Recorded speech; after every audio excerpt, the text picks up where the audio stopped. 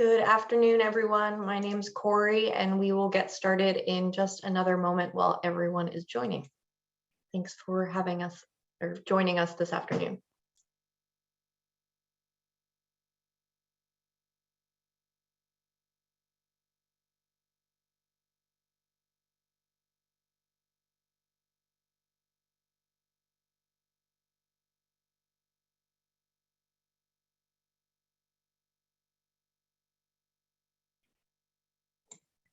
All right, I am going to get us started. So as I noted, welcome. Thank you for joining us today. We're pleased to have you at our 2022 Connecticut Compost webinar series, which is hosted by the Connecticut Compost Alliance. And the Compost Alliance is a group of aerobic composting enthusiasts representing a diverse group of stakeholders working together to coordinate opportunities that focus on supporting and educating current and future composters to learn, work, and engage by enhancing and improving our soils. So we have a few housekeeping details, including I request that you keep yourself muted until we have time for the question and Q&A. However, you can share your comments or questions in the chat if you would like. And this webinar is being recorded and will be available to folks afterwards. And also following this webinar, your input is extremely helpful for future events and educational offerings. So we will be sharing a link to a survey. And this webinar will consist of two parts with a break in between them with a break in between at 4:30 to 4:45, where you can get up and stretch your legs, and then we'll come back at 5 for our second panel. So here's the agenda for today. We will start with our welcoming remarks, and then around 3:15, we will start with our panel of experts that will speak to municipalities developing on-site compost initiatives and permitting aspects to be aware of. Then, as I noted, after a short break, we will return to hear from another set of panelists that will highlight how their municipalities are creating and fostering opportunities for food collection. And I did want to note that in between, at the first panel session, at the end, we will have time for questions. And then at the second panel session, at the end, we'll have time for questions again. Following the webinar series, we also have a series of tours that correspond to each of the webinar tracks.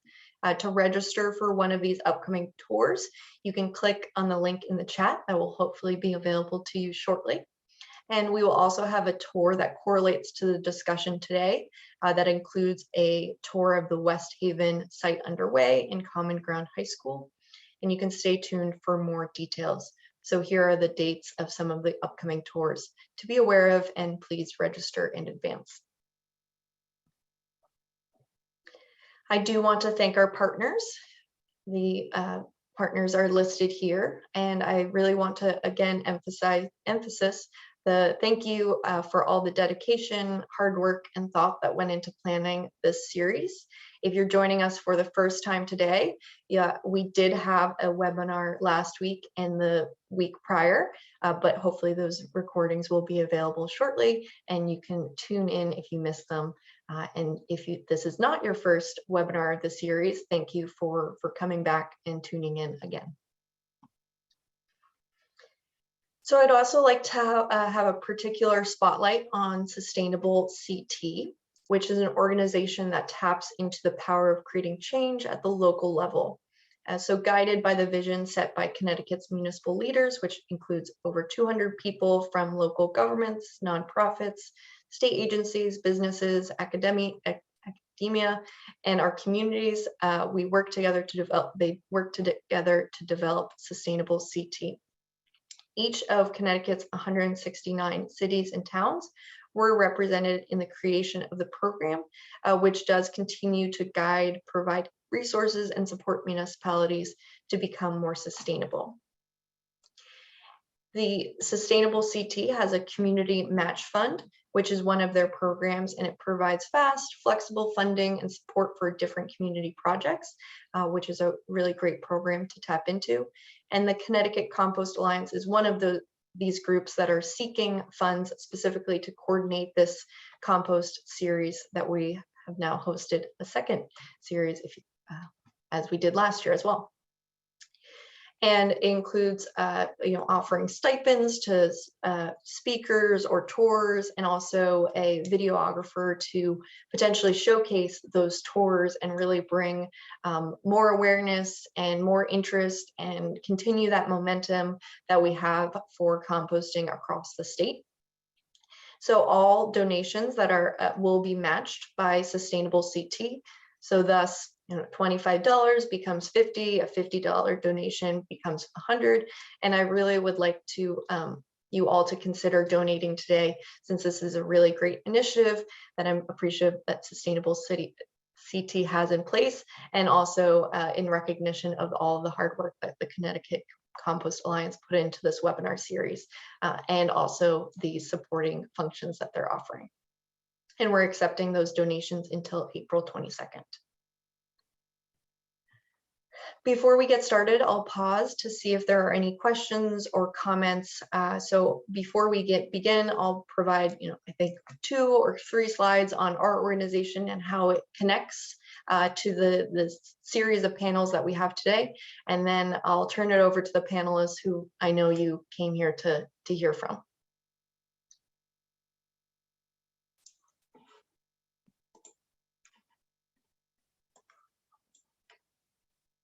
Okay, just check the chat and we should be all set. So moving forward.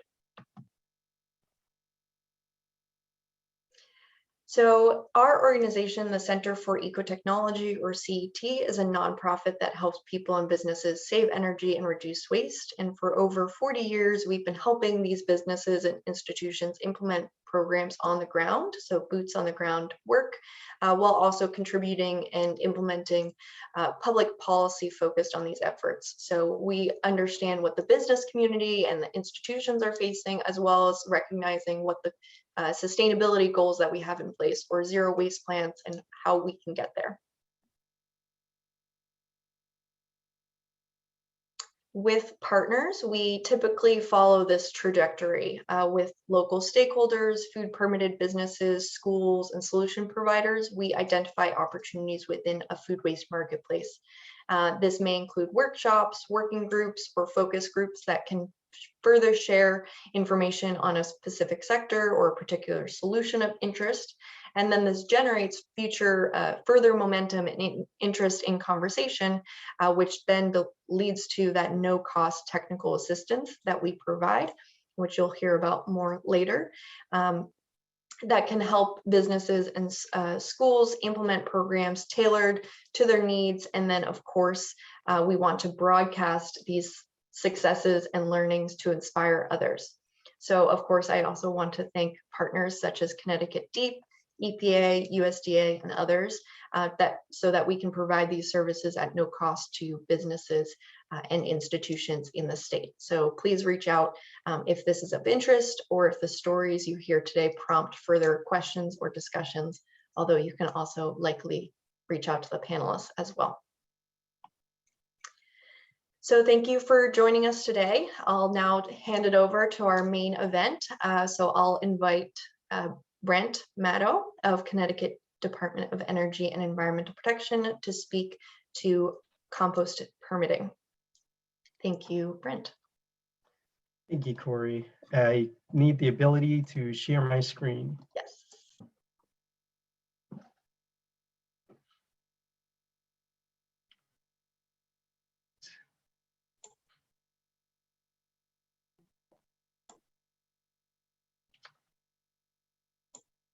All right, great. Good afternoon, everyone. I am Brent Maddow. I am a solid waste permitting analyst at the Connecticut Deep. Easiest way to reach me, and I'll have my contact information at the end of this presentation, is by email, and it would be first name, last name @ct.gov. So Deep typically permits through 2 mechanisms: individual permits and general permits.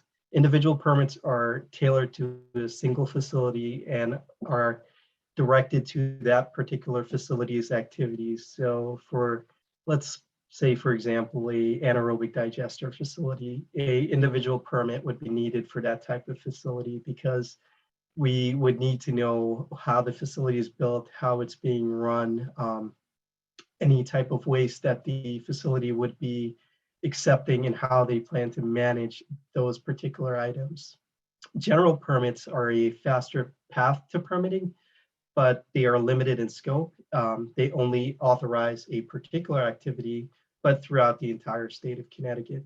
The general permits are written by the department, and the applicant would need to comply with all the permit conditions included in a general permit.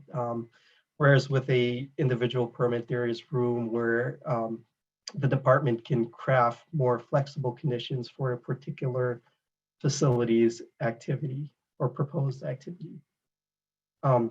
Here's the regulatory citation. I won't read it out, but the these are the solid waste regulations, and waste compost, among other waste composting, among other activities, are regulated by the solid waste regulations. So that's why if a particular facility or a particular applicant is looking to do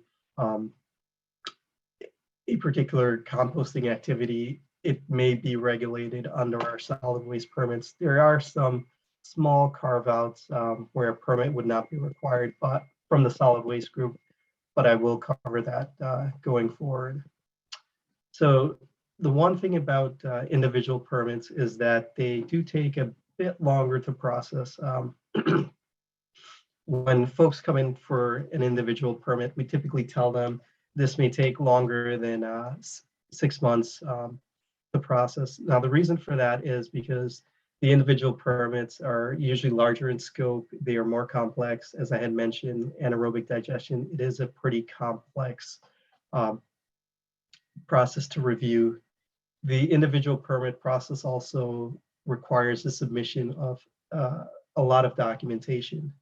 One of them being if a facility is proposed to be cited in an environmental justice community, the applicant, prior to even having submitted an application to the department, would have to go through the environmental justice program and have meaningful public participation.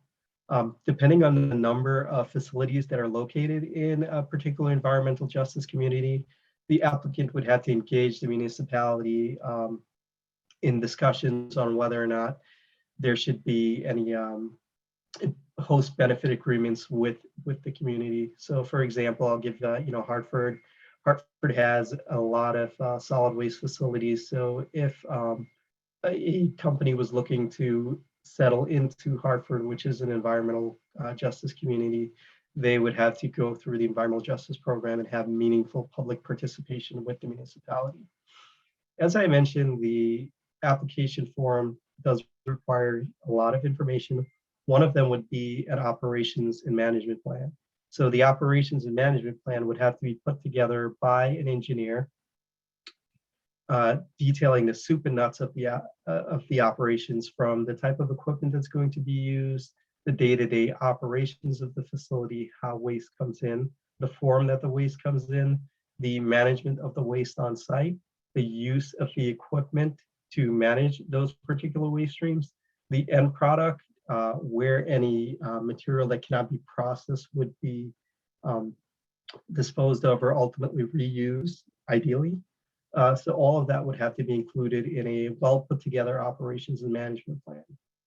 There are engineering costs involved with putting together these plans. So we require that engineered drawings be submitted and they be PE certified. So there would be a cost to the applicant or the municipality in these cases.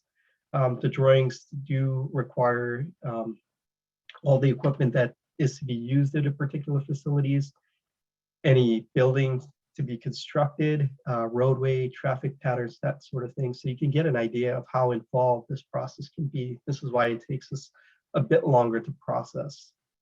In addition to reviewing all this material, we do typically have questions for applicants. So if the analyst or engineer reviewing the application has questions, they will put together what's called a request for additional information and request information from the applicant, providing more clarification on a particular item, equipment, or how waste is managed. With the individual permits, they are subject to a 30-day public notice period, during which time the public can comment on the application and the permit itself. During that 30-day period too, the public can also request an administrative hearings. So if a administrative hearing is triggered by the submission of 25 signatures from the public, the department and the applicant have to engage in an administrative hearing. And if there are interveners who may be interested in the project or want to have more involvement in the project, they can intervene in the administrative hearing process.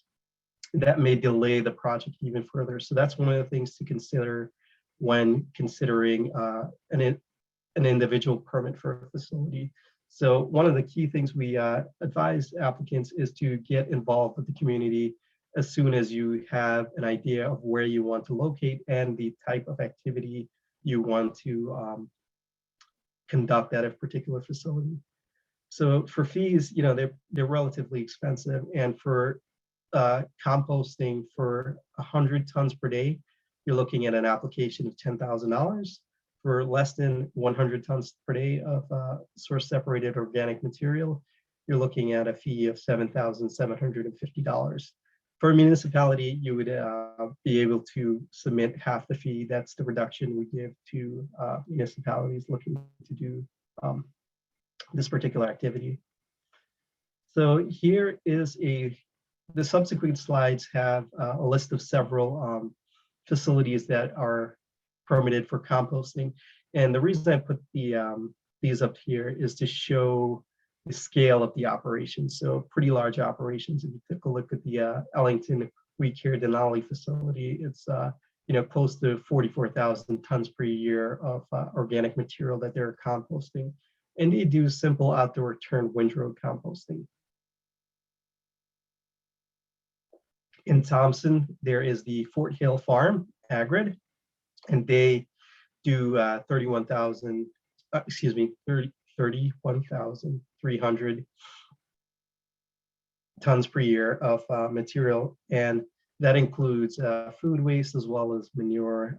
They have two separate trains, and they operate an anaerobic digester.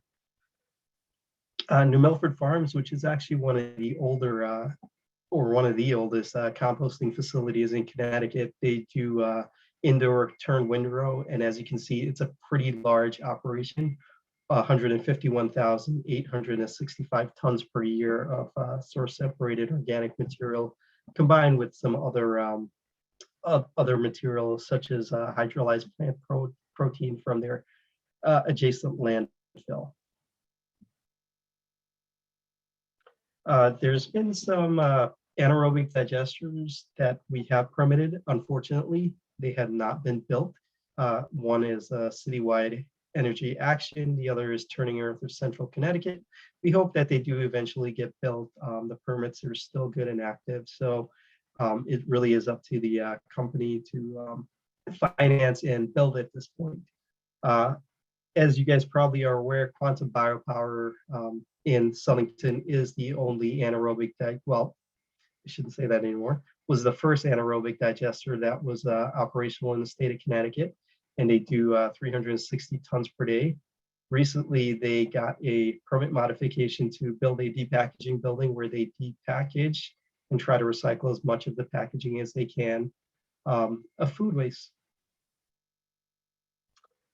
On the general permit side, this is a typically faster approval process. I don't want to put a time frame on it because every general permit is different, but there is significantly less documents that need to be submitted. As I had mentioned before, the general permits themselves, they operate as the operations and management plan. So there is a cost benefit for going through the general permit side. The municipality or the private applicant would not have to put together an operations and management plan. And the fees are significantly different as well. They range from $500 to a high point of $8,000 for a general permit. Now, specifically for food waste receipt, there are a couple of permitting pathways that currently exist. Municipalities have the advantage of registering under the Municipal Transfer Station General Permit. Those permits are 10-year permits. They cost the $8,000, but the fee is broken up to $800 paid each year for the 10-year period. Receipt of food waste is allowed under the Municipal General Permit, but Municipal Transfer Station General Permit, but there are limitations. As you can see for the first bullet on the capacity limits there, it allows for 80 cubic yards of food waste. Municipalities may request a variance, but that is done on a case-by-case basis, and you would need to submit written notification to the department on your intention, even for the 80 cubic yard allowance. Municipalities are allowed to set up satellite collections. They are limited to 2 cubic yards though of food waste. This would be off-site, off the transfer station, so that's why the amount of food waste is limited to only 2 cubic yards. Again, a variance can be requested, and that would be done through a letter request to the department. A municipality can also request through the Municipal Transfer Station General Permit to process food waste, but this is done on a case-by-case basis. The municipality would have to get in contact with the department and lay out what the plans were or are and how they plan to achieve it. The department would then undergo an analysis to determine whether or not this is a good course of action, whether it's protective of human health and the environment. As I mentioned early on, there is some exemptions to solid waste permitting, but you would have to be composting less than 5,000 cubic yards per year. However, you would still have to register under one of the water permits, the Industrial Stormwater General Permit or a Municipal Discharge General Permit that exists. And again, we recommend that you get in touch with the department as soon as possible if you plan to conduct an activity such as the one listed there. More recently, the department has issued a new appendix to the commercial general permit. It allows for the receipt of food waste and limited processing. This slide here goes over more detail on what is allowed on that new appendix. So there's 2 subcategories. The first is just for simple receipt, storage, and transfer. So thinking of a transfer station. The second is for receipt, transfer, and limited processing. So they're separated up into 2 tiers, right? Tier 1 being just receipt, storage, and transfer. Tier 2 allowing for some limited processing. So tier 1 allows for up to 20 tons per day of food waste and allows for the storage of 120 cubic yards of food waste for 72 hours in the warmer months of May 1st through October 31st. It's longer than that, allows for 7 days during the cooler months, winter months, November 1st to April 30th, where odors and things like that are less of a concern. Tier 2 allows for up to 50 tons per day of food waste receipt, 200 cubic yards of storage, and it does allow for the processing of that material, meaning depackaging of any material, processing it into a form that a receiving facility such as an anaerobic digester or a New Milford Farms would be able to work into their operations. Since it is a general permit, there are conditions that are built into the permit that require, sanitary operations, such as ensuring containers are closed when they're received at the facility, that unloading of material takes place indoors only, that the site is kept clean and free of odor as best as they can. Some design considerations such as odor controls, misting systems, negative pressure if possible. A quick update on the municipal transfer station general permit. It will expire on November 29th of this year. So if there are municipalities that are registered, and there are a lot of them, most of them are registered under this permit, you would need to submit a renewal permit. We do anticipate issuing an intent to renew this, the MTSGP in mid-2020. So please look out for that. If there are any changes that you think should be included in the updated MTSGP, please feel free to contact the department. I'll have, like I said, my contact information at the end of this presentation. There are some other pathways besides the general permit and individual permit pathway. One of them being demonstration projects. There are some municipalities who have availed themselves of this pathway. I believe you'll be hearing from one of them later this afternoon. This demonstration projects are authorized through Connecticut General Statutes 22A-28A, portion J.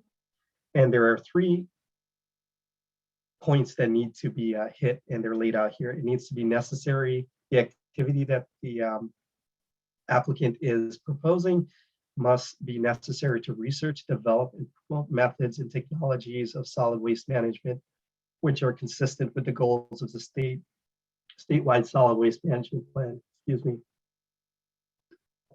The activity should not pose a risk to human health or the environment, and it cannot be inconsistent with the Federal Water Pollution Control Act, Federal Rivers and Harbors Act, Federal Clean Air Act, or Federal Resource Conservation and Recovery Act. The fee for this application is $1,000, and it is a typically quicker process than an individual permit, as long as the applicant has provided sufficient information and has met with the department. Like I said, we strongly encourage meeting with us prior to initiating the submission of a solid waste application.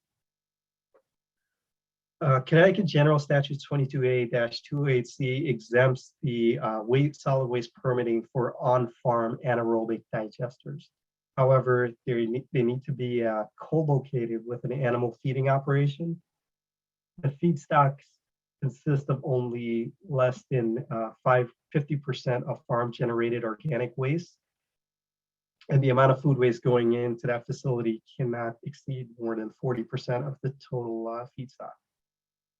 We do, again, still request that you meet with the department, because although it may be or is exempt from solid waste permitting, there may be some other department permitting that may be needed, such as an air permit, water discharge permit, that kind of thing.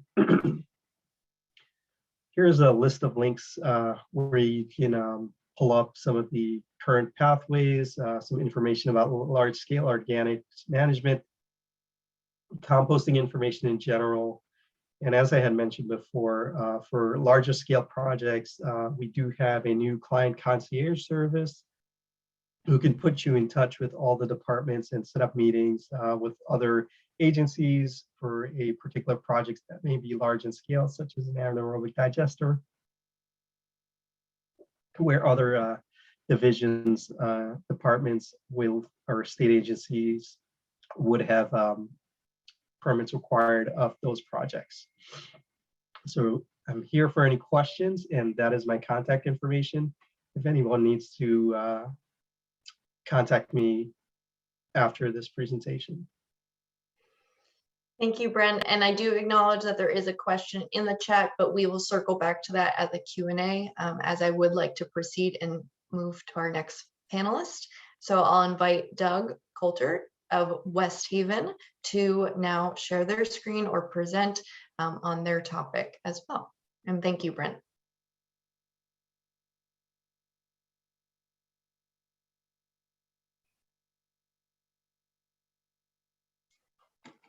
Oh, yep.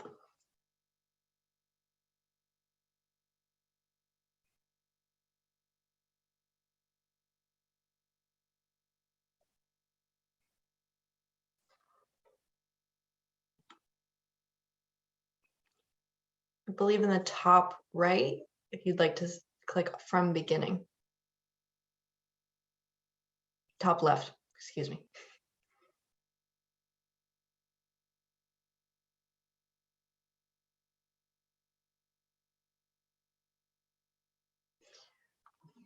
Brent, while Doug works on that, which also, Doug, you are on mute. Ah, there. Yeah, that's what I was trying to find, the damn microphone button. All right, here we go. Let me get this out of the way. All right, everybody hear me? Everybody see me? Yes, thank Okay, you. sorry for that false start there. So why do we do this? Well, West Haven's looking at some pretty serious tipping fee increases coming at us. And we're recognizing that reliance upon regional incinerators is not a good plan for the future. And that at any point in time, we could be facing what many other municipalities are facing, and that's having to truck it out of state. And we think that's a horrible idea. Now, when you're a small municipality like us who's restrained fiscally, there aren't too many options out there for you. You have to be able to do things without having to borrow millions of dollars of capital. And the only thing that really jumps out at us that's within our control is to try to get our organics out of the waste stream and compost it, because we know how to compost. I've been doing it since I was 7, and the city's been doing it for yard waste on a fairly large scale for 30 years. So this is our compost site here, right off of I-95 on the border of New Haven. It's about 6 acres, and we do traditional windrows. At one time, we had some very fancy, expensive equipment, but over the years, it just didn't get replaced. And so we do this with a loader. We process about 60 tons of our own yard waste a year, and it's a revenue neutral operation. It doesn't cost us much to operate this site. What we sell out of it pretty much covers the cost of operation. So with a lot of carbon input and with as much carbon as we'd want available to us, we thought that we might be able to do something with food waste. And so we went to the state and we got ourselves a demonstration permit. And I think a lot of you have seen this show before, so I'm not going to dwell on it. But we had an engineering intern who was interested in taking this on. So we did a study and we looked at what we could do. And basically we came up with, well, for the amount of carbon we have, we can take in X amount of food waste. And it turns out that we got plenty of carbon. That's not our problem. So we think that we can handle all of the city's food waste if we were to do curbside collection. We can compost it with our existing operation on our existing footprint. Comes out to like 4 bucket loads on our loader of carbon to 1 bucket load of food waste. That's pretty much the mix ratio. So we brought some consultants in. We looked at our current compost and what it was doing. It's not all that nutritious from a farmer's point of view. It does add bulk to soil, but it doesn't have a lot of fertilizer benefit. So adding food would improve that. So it would increase the value of the compost output that we sell. So we went to the state for a demonstration permit. It was a relatively friendly process. And what we presented to them was to do a couple of different projects. We would do a machine turned windrows, and then we'd also look at an aerated static pile system. We had to give them an operations plan, and we had to come up with mix ratios. We had an idea that we might be able to see what the difference was between including grass and not including grass, but apparently we don't collect grass separately. It just comes in with the leaves. So we weren't able to do that. But I think everybody on this call is pretty familiar with what an aerated static pile looks like. It's a pile with some air tubes in it. We pump air into it. And this is what a conventional windrow system looks like. This particular picture has a commercial windrow turner on it, which I have mixed experiences with. But aerated static piles, we're going to let the Atlas people get into the details. We just use wood chips to cover ours. We didn't get into the tarp situation, but it's basically a plenum layer of pipes, a blower. It pushes air and keeps oxygen going so that we don't have an anaerobic condition, but we're maintaining an aerobic condition. We want lots of oxygen in there to feed the activity, to break it down.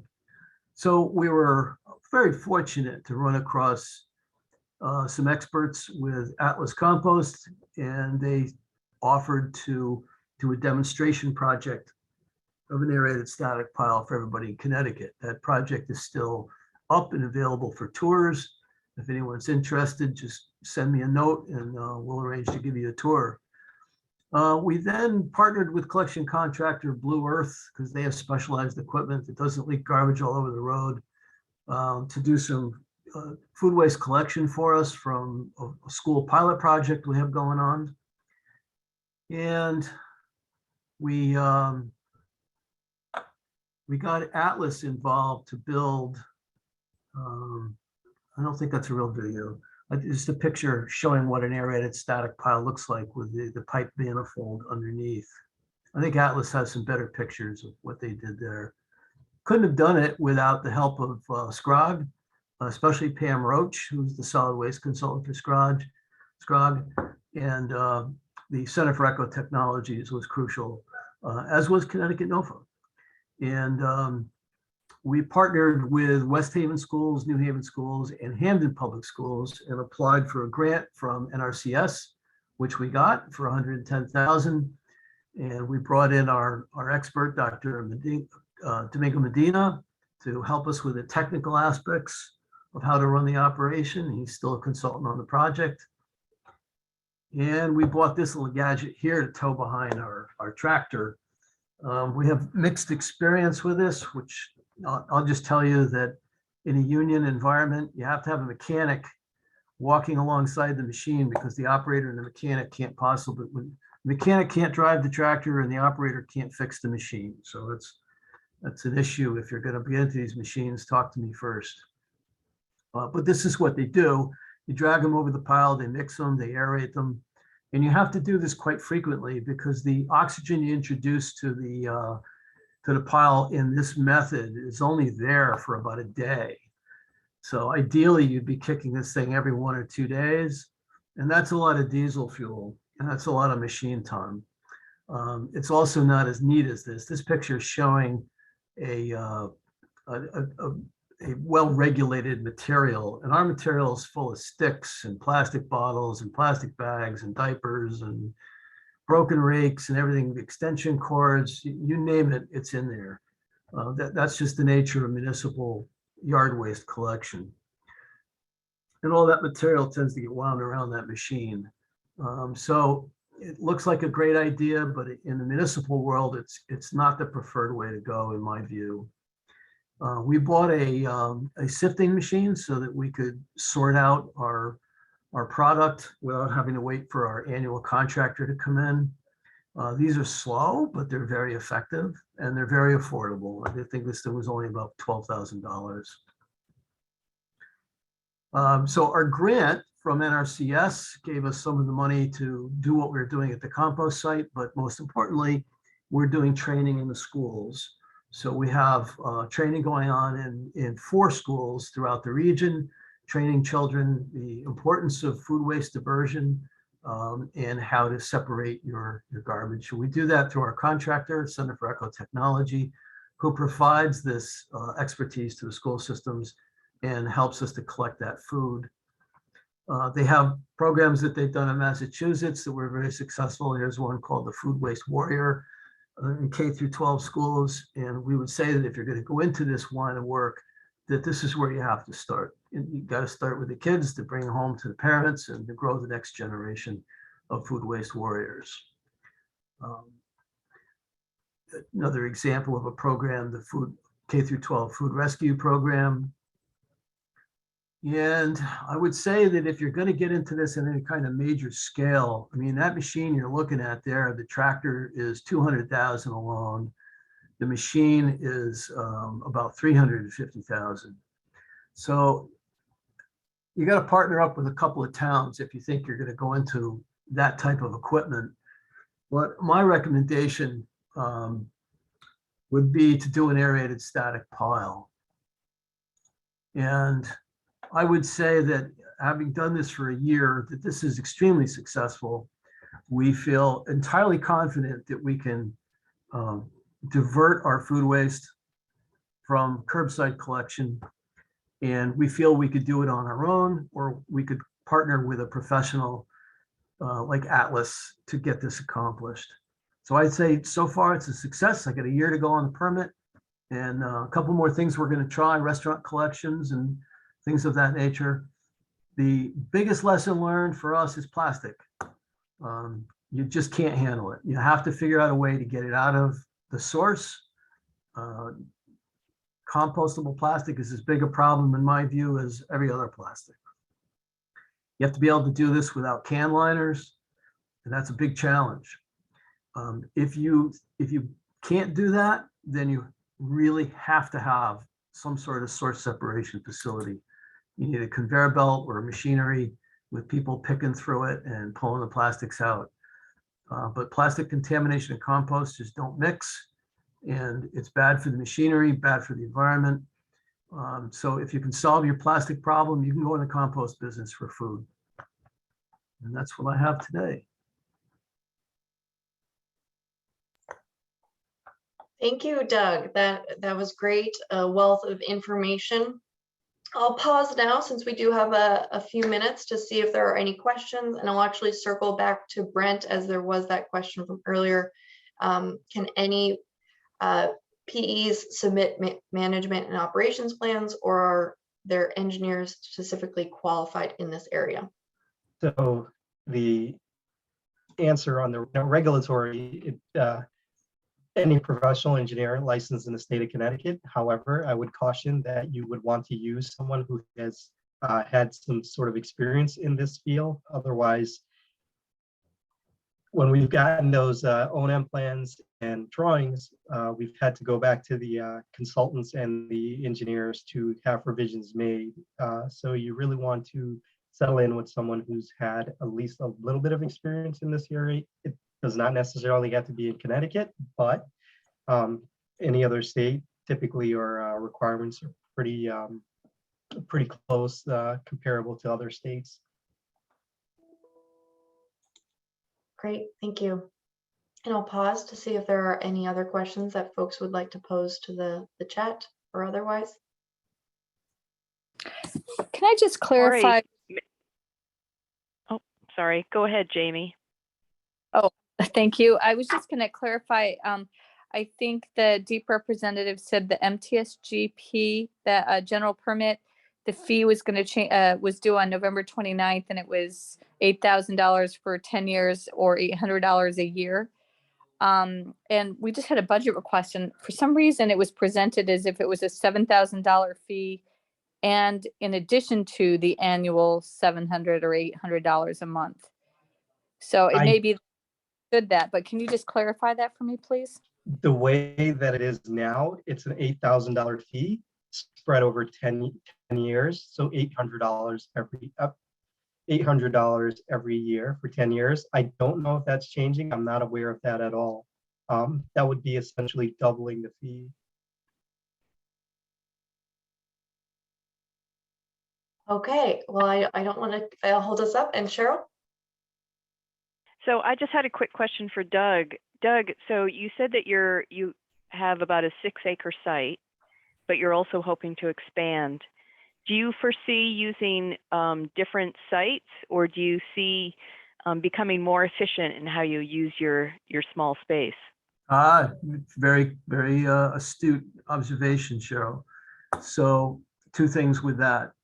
It takes us right now, they turn with loaders. They turn those piles every 6 months.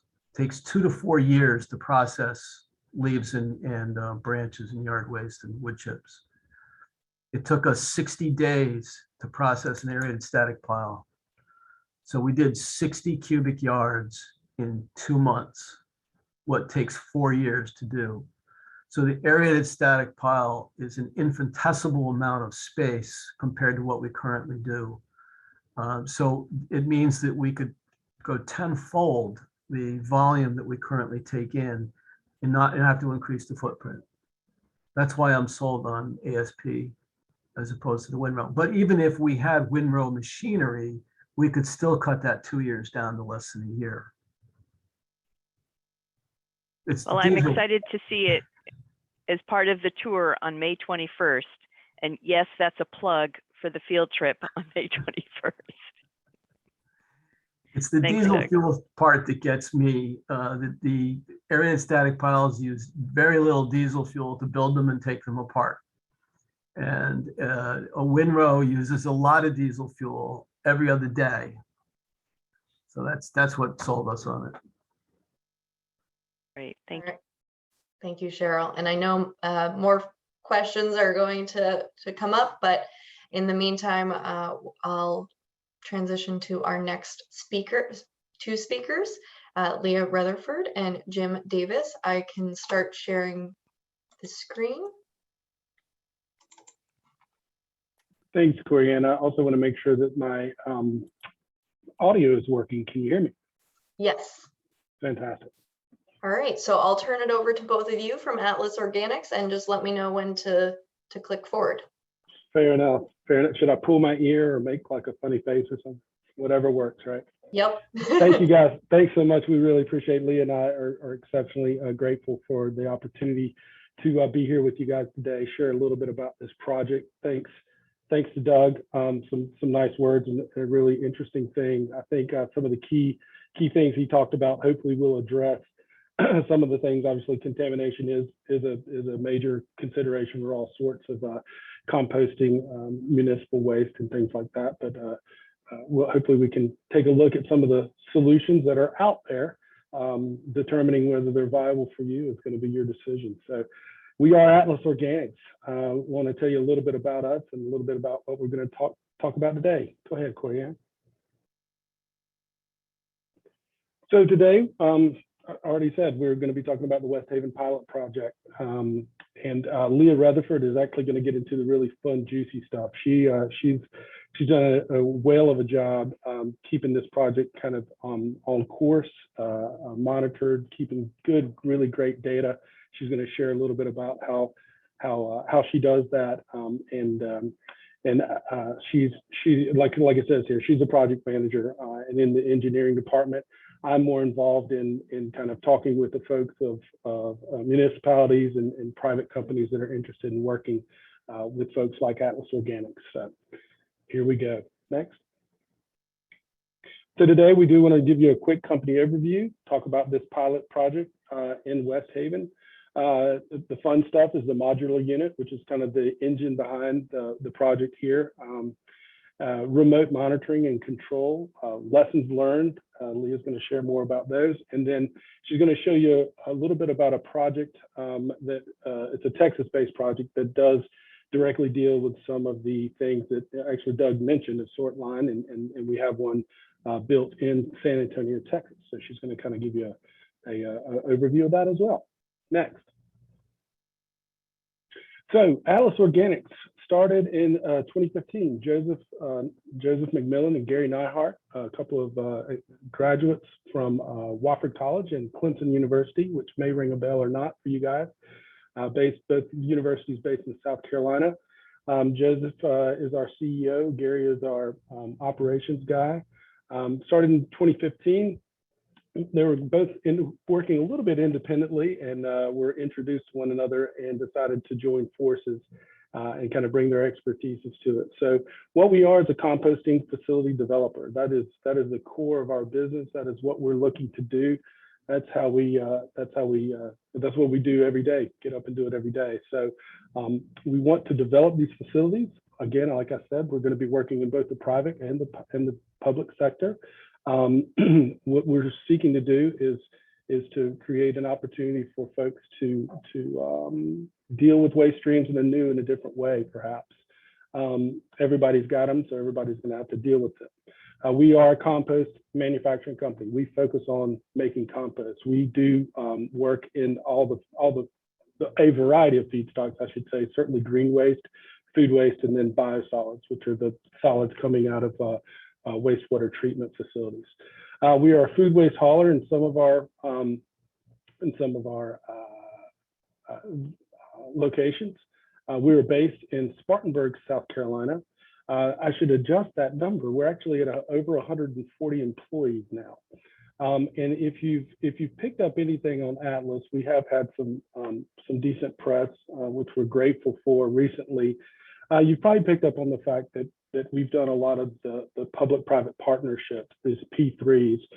So we have those in South Carolina, North Carolina, Florida, Tennessee, Texas, and actually opening up our first facility July 1st in California. So that will be our first foray into the California market. Courtney? I'm going to hand it over to Leah Rutherford to kind of take us through the next several slides. Thanks, Jim. So Doug gave a great overview of the project, but just to reiterate a little bit, Atlas partnered with West Haven to demonstrate the efficiency and ease of ASP composting of food and yard waste compared to windrowing. West Haven obtained a demonstration permit from Connecticut DEP for food waste composting, and it really made the partnership a breeze. We delivered the modular unit in late November to bring the infrastructure needed for the demonstration, along with training the site operator every step of the way. And we agreed to a 6-month-long operation plan. So what is a modular unit? This is a picture of the modular unit. It's a custom shipping container designed with solar power, remote controls, temperature probes, a camera, aeration systems, and an office. And this is just an inside image of the solar system, and then a little bit of the panels and the pipes. Our first modular unit currently powers our Memphis site, and the one at West Haven is the second one in operation. So it's fully remote and off-grid, and it can power a three-zone EASP system, and I'll explain EASP later. It includes temperature probes to monitor the process, along with a remote control system to change the aeration cycle and view temperatures. The container has a small office and comes with blowers and pipes and all the basic tools you need for startup. A loader and a pad are not included, but that's something we can definitely consult on. The throughput for this system can range from 600 to 6,000 tons per year, and it really just depends on the space that a site has, equipment, your carbon source, and your permitting capacity. And this technology allows a site to start small with relatively low capital investment and risk, and then this unit can be picked up and moved to a new site where utilities are not available. So it can be redeployed in multiple uses. Okay, so the next slide. Okay, so Doug did a good job of also covering ASP. So again, it's very simple. It's just, blowers connected to perforated pipes, and that blows air into the mix, the compost material, and that creates this situation where aerobic microbiology can really thrive. And this is important because it creates the heat to speed up the process, it kills pathogens, destroys weed seeds, and reduces potential odors. And so the extended part of this just refers to building the pile on the flank of the next one. So instead of building a pile and leaving some space, you're just building right on the side of the previous pile. This saves space, and because you're not turning the pile, that's the static part, you don't need the space between the piles for moving or turning material. And it also reduces your operator labor. This method is really simple and doesn't require much capital investment.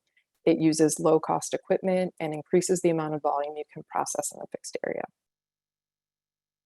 So the next slide, please. So this is just a picture of one of our wired probes, and this is connected to our control system. And so this is a temperature probe that's essentially reading the temperature 2.5 feet within the pile and also at the surface. And you can go to the next slide. This is just an image of the interface of our control system. So, remotely we can start and stop batches, we can change the blower settings, and we can monitor temperatures of the piles while not being at the site. And this also lets us know when we have met PFRP, which is the process to further reduce pathogens. And we can go to the next slide. And so this is the interface of the solar inverter. And so this is kind of new to us with the West Haven project. And As long as the inverter is on and the modem's connected, we can monitor the state of the charge of the batteries, the loads, and the power actually going into the system. And so the next slide. So for a quick summary of the actual pilot, we only built out one zone of the 3-zone system. And so we started in early December, and with the help of Pam Roach and Doug, we worked with Peels and Wheels and Blue Earth Compost and got one delivery from Yale Cafeteria to source 36 tons of food scraps over 2 weeks. This was also mixed with 80 tons of ground yard waste that was already on the site. And that material built out the full 30-foot wide by 80-foot long zone at 10 feet tall. And we were completely built out that first zone by December 8th. Our staff worked with John Harwood, who is the very experienced operator at the West Haven site, to train him on receiving and mixing feedstocks, building out the pile, turning the material, and screening with Atlas methods. He also proved really invaluable in helping troubleshoot the solar system on cold days. After 50 days of composting, that was our phase 1, the material was moved to the second aeration zone for a phase 2 that lasted 17 days. And the temperature stayed above 130 degrees for this entire duration. After phase 2, John screened about 1/5 of the entire pile. That material sat and cured for another 2 weeks before we collected and sent a sample to soil control lab for a compost test. And just to go, through these photos really quickly, this is us laying out the pipe initially, John actually building the pile, Domingo and Patrick, our site manager in Memphis, doing, putting in the probes, getting a delivery from both Blue Earth and Peels and Wheels, and then just like a nice snowy photo of the modular unit. And so the next slide. So we definitely learned a lot. We were trying to show the efficiency in labor time and pad space in processing using the ASP versus the Windrow method. We demonstrated that with the EASP composting, material spends roughly 3 to 6 months on the site versus 11 to 20 months with the Windrow method. And I was surprised to hear Doug say 4 years, but yeah, that's obviously a little bit faster. Our sample results were positive and showed the material was stable and good for all uses and met the pathogen requirements. This was also true of the compost on site at West Haven that we tested too. The primary difference between these two composts was the process time, obviously, and the feedstocks. So one of our initial challenges was just sourcing the many tons of food scraps in a concentrated period of time. Doug was really able to work with Connecticut DEEP to alter the max material that could be received within a month, which was super helpful. Most of the food scraps that our partners were collecting were being collected in plastic bags. So it took a little preparation on their end to change the process for easy mixing on our end without the plastic contamination, though we did receive compostable bags. And most those compostable bags mostly broke down in this process. I would say like 85 to 90% all the way, in this 3-month period. We also learned a lot about the functioning and constraints of lithium batteries in colder climates. In January, I installed a pipe heater on the batteries to allow them to continue to operate and charge in winter weather. And in our next version, we are definitely going to be installing those batteries on an interior insulated wall instead of the exterior metal wall that was like on the north-facing side. And then finally, we were really lucky to have excellent partners when operating in a new location. Domingo Medina worked closely with us as a consultant for this project. It was much appreciated. And then both Doug and John were incredibly easy partners to work with, especially when equipment showed up without notice and needed to be unloaded with a forklift, which is something that you cannot do remotely. And just to show these pictures, these pictures are John screening the material. This was us digging into the finished compost for sampling. This up close image is the pipe heater on the battery. And this left-hand corner, you can see steam coming off the pile. And then this is Jim presenting at a little event we hosted in mid-December. Okay, and so I'm actually going to share my screen for this video. Second. So I guess I will say a few things about this before, is that it's a video of our organics pre-sort line technology that is currently operating in San Antonio. This is definitely larger scale than what would be needed in West Haven, but it's really important for removing contamination, you know, that problem that Doug was talking about. But this sort line serves San Antonio's curbside programs that, you know, serves 340,000 residences. We're definitely continuing to improve this technology, and it combines shredders, conveyor belts, trommels, AI technology, manual sorting, and a grinder so that we can compost dirtier feedstocks. You can also introduce moisture, right? Yeah. Leah? Exactly. Okay, can you guys see this? Yes, although only part of the screen. How about that? A little bit, and then if you scroll up, maybe. I think you need to do full screen on the Yeah. image, Leah. On the YouTube bottom right corner, the four Oh, got it. corner square. Yes. That's it. Yep. There you go. Perfect.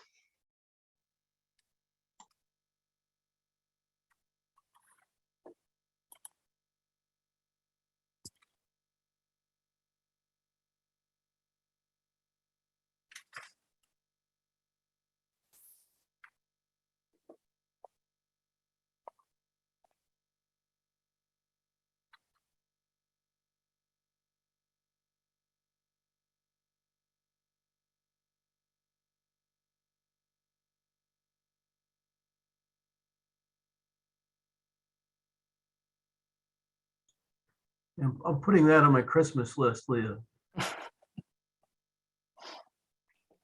Leah, can you walk them through just kind of what you're seeing there really quickly? So after it's going through the shredder, it goes into this trommel to filter out the fines, which the fines prevent the robots from being able to see the contamination. But we also compost the fines. And so this is the trommel we're passing right now on the left. And then this is another wider conveyor belt that really spreads out the material to make the burden depth minimal so the robots can see it.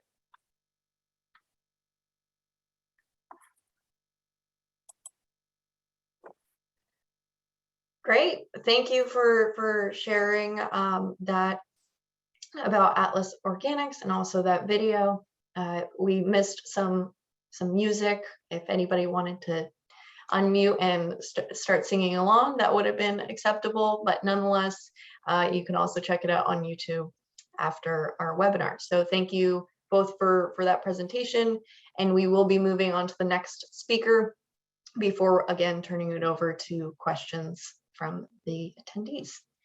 So now I'll invite Dave Aldridge from SCRRRRA to present on their upcoming site as well. Very good. And my screen shared.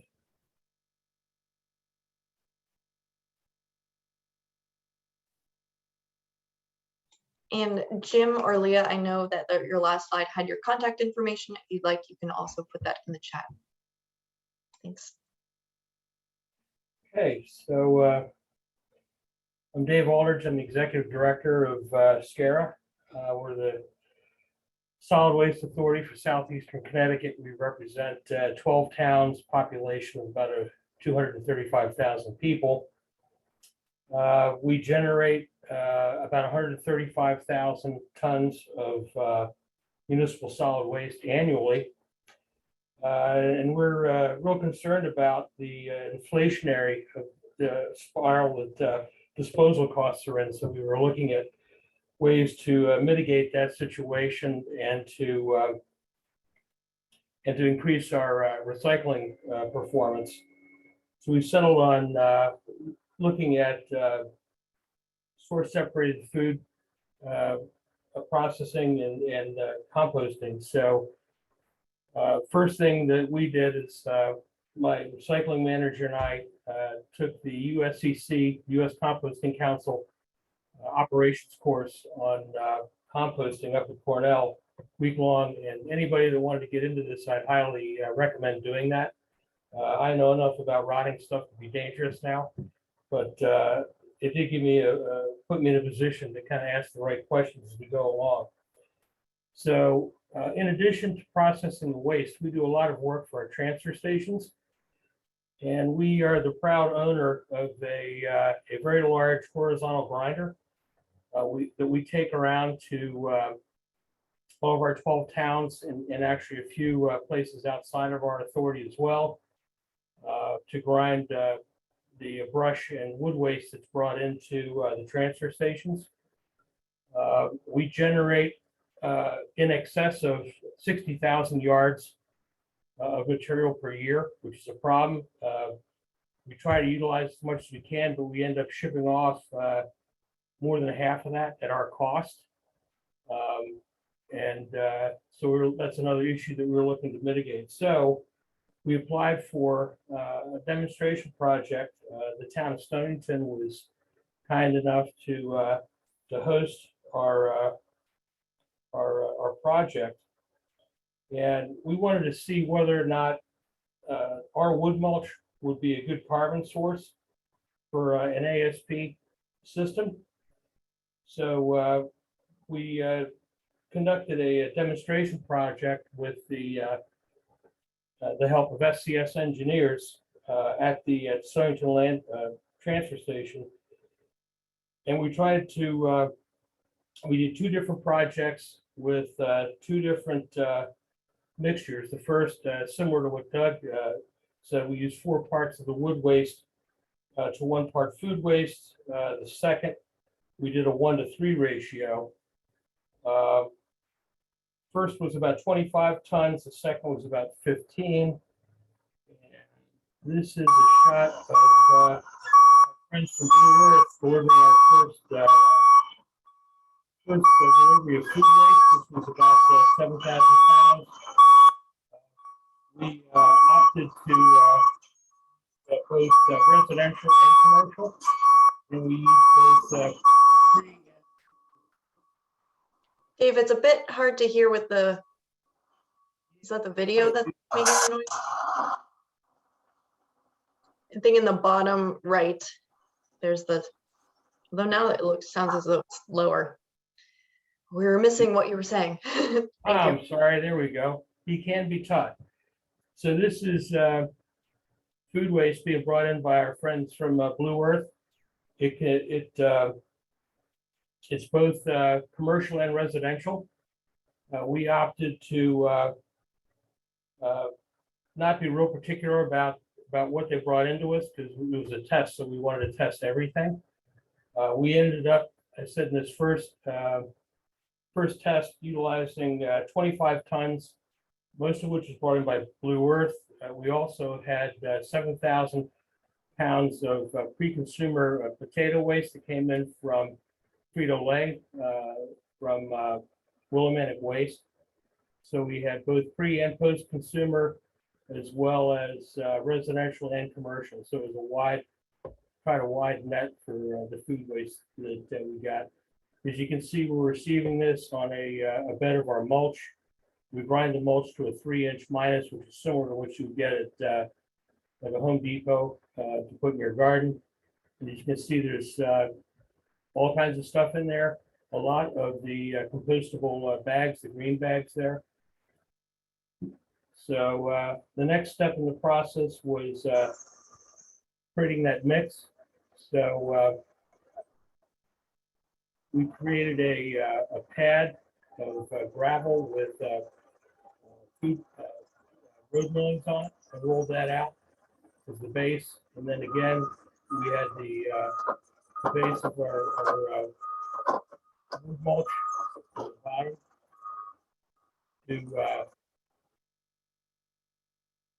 to mix this to that 4-to-1 ratio. You can see the aeration pipe running along next to it. We already had that sitting on a plenum layer to help disperse the air.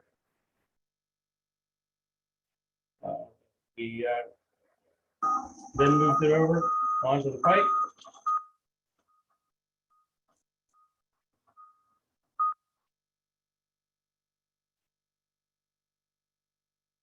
And as you can see, it's just a general mix of materials there. It was interesting, when we first received the food waste, there was some odor right there. Once we mixed this and we moved it to the pile, there was virtually no odor. And we had very, very little in the way of odor issues during the entire test. You could literally stand right next to the pile, and basically all that you could smell was kind of that sweet smell of the mulch and the adjacent leaf piles. But the food waste really wasn't a problem at all. So we created this. It took us about 2 weeks to build the entire initial pile. We started aerating it as soon as we put it on. Like Doug, we opted to cover it with a layer of additional mulch material. After 4 weeks, we broke the pile down. At the 4-week mark, most of the food had broken down. There were some corn cobs, none of the potatoes left. It had really gone after the sugars and proteins in the pile. We maintained really quite high temperatures during the entire test. Here we brought in a water truck, and rather than having problems with running runoff, we actually were finding that the pile was really drying out. By rehydrating it and remaking the pile, our temperatures would spike again, well up over the 135 degrees necessary to kill pathogens in the weed seeds.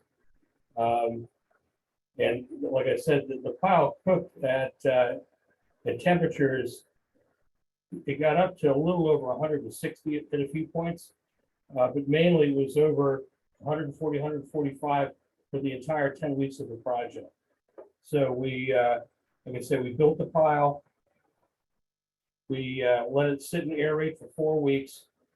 At the 4-week mark, we broke it down like this. We hosed it down, rebuilt the pile, came back 4 weeks later, did that process again.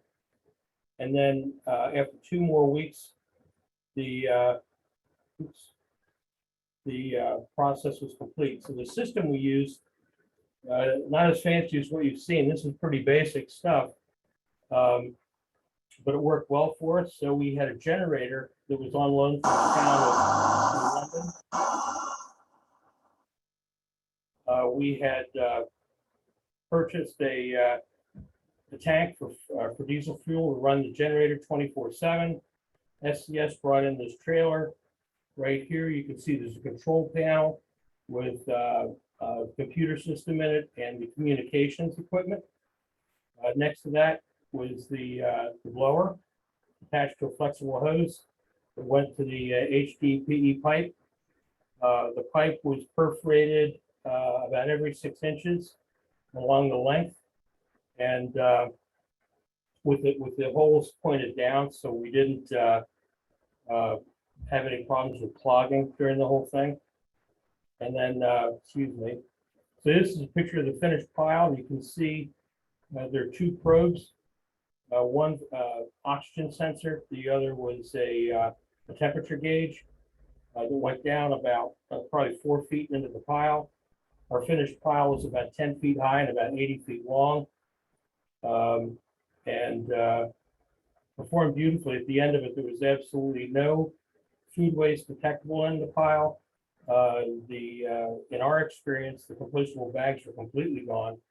And when we got to that last 2 weeks, the process really started breaking down the lignins of the woody material. So whereas you had the 3-inch mulch going in, it was really breaking down into almost like a soil consistency. So this is a picture of the control panel. It allowed us to monitor and adjust the system remotely. Pretty cool. It has the yellow line here is the oxygen sensor. There are temperature colored lines here are temperature probes. readings that went down, like I said, in gradients, 4 different gradients in the middle of the pile. And this dotted line here that I'm running across, that's the temperature that was required to break down pathogens in weed seeds. And you can see we were, in this instance, considerably well above it. It was pretty neat watching this thing. My favorite part was this little fan over here, and every time the system would work, the fan would spin. So I'm easily amused. Okay, nice thing.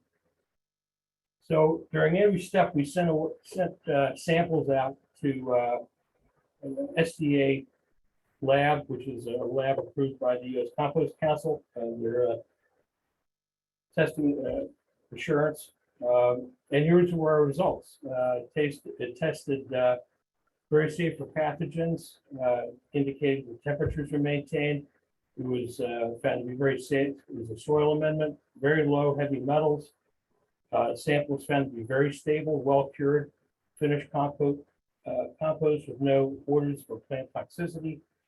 It was considered very mature and safe from the containers, which we would take to mean that we could likely market this after cleaning it properly as a bagged product, which would significantly increase its retail value. Carbon to nitrogen was great. The showed to be a good source of nutrients and organic matter, and the salinity of the compost was very low. Again, really safe for plants. So we've now determined that yes, we can make a good compost with our feedstocks. So we are now at a point that we're going through the process of looking at sites. We've got 2 that we found. We're determining which of those would best suit our needs. Again, we've engaged SCS to help us with this. They're developing a conceptual design. They're going to work at a financial pro forma, because at the end of the day, this very much is about controlling the costs for our solid waste and getting it as low as we can.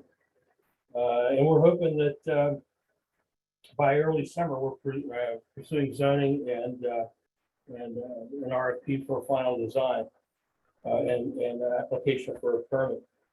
So I guess what we learned out of this, number one, like I said, taking a course up front was really crucial to understanding the process and moving it forward. It really helped us focus our attention directly on the ASP as the type of compost we wanted to do. I'd advise going to as many compost sites as you can. You learn something every time you go there. Siting for this is not easy. It's really pretty limited, and that's probably taken us longer than any other part of this. So, and lastly, it takes a lot longer than you think. But our approach is to be very methodical and to go through this step by step so that we get it right the first time. My story, and I'm sticking to it.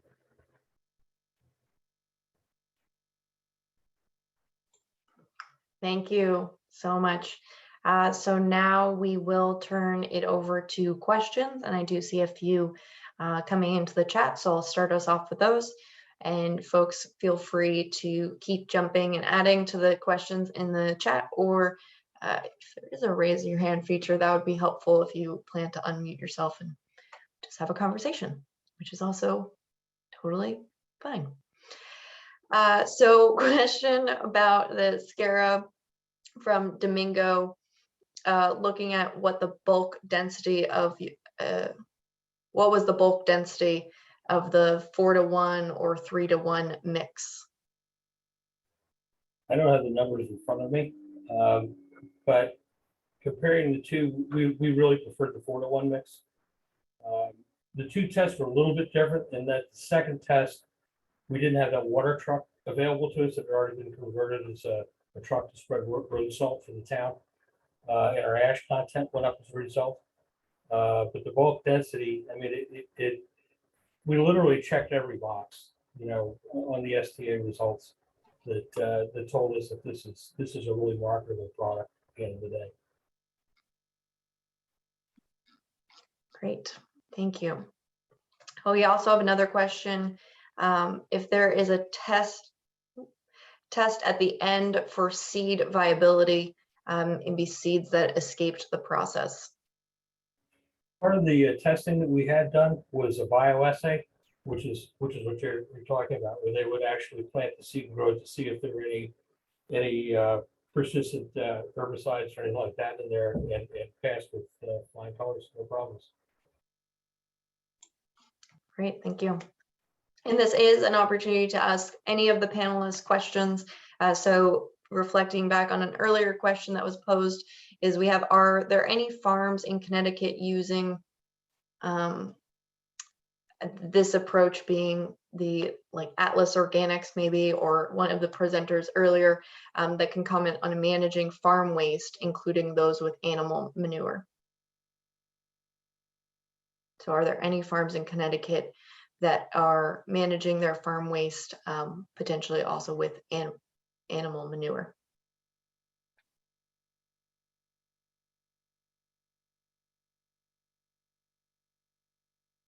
All right. Although I'm sure there are farms that are composting on their own, but not necessarily accepting new material or outside material. Then another question I have from earlier is, does the site in West Haven have any covered sorting or other areas protected from the elements? I think Doug answered that question on the chat, but no. I mean, there's an office, but it's not used for any of the operations. There's a mixing pad that they have that has like push walls and a little bit of, cement, it's like a clean place to mix on, but other than that, no real infrastructure. Great. Yeah, I wasn't sure which ones were already answered or not, but thank you for those that are also listening rather than reading the chat, which is both are equally great. Are there any, I'll pause while I review the questions. Any folks want to jump in and voice their question at this time? We'll give pause for that.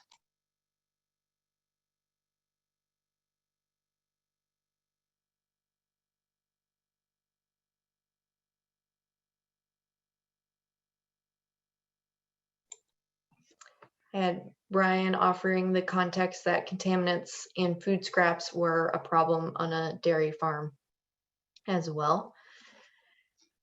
And I'll also pause and see if the panelists want to add any other comments or context to their presentations. I know you only had so much time, so sometimes this is an added opportunity to add a lesson learned or a tip for the attendees that we have on today.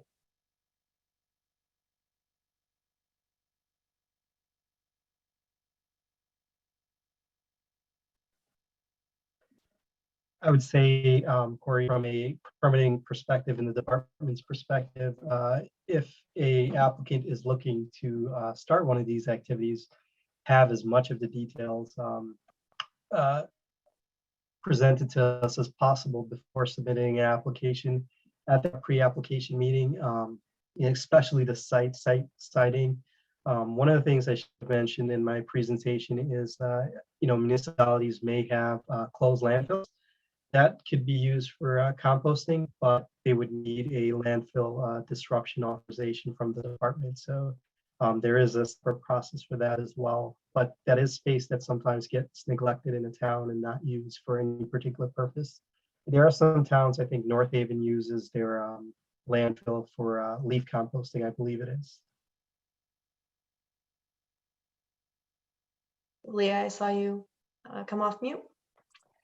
Yeah, the only thing I was going to say maybe a little bit more about was just the compostable bags.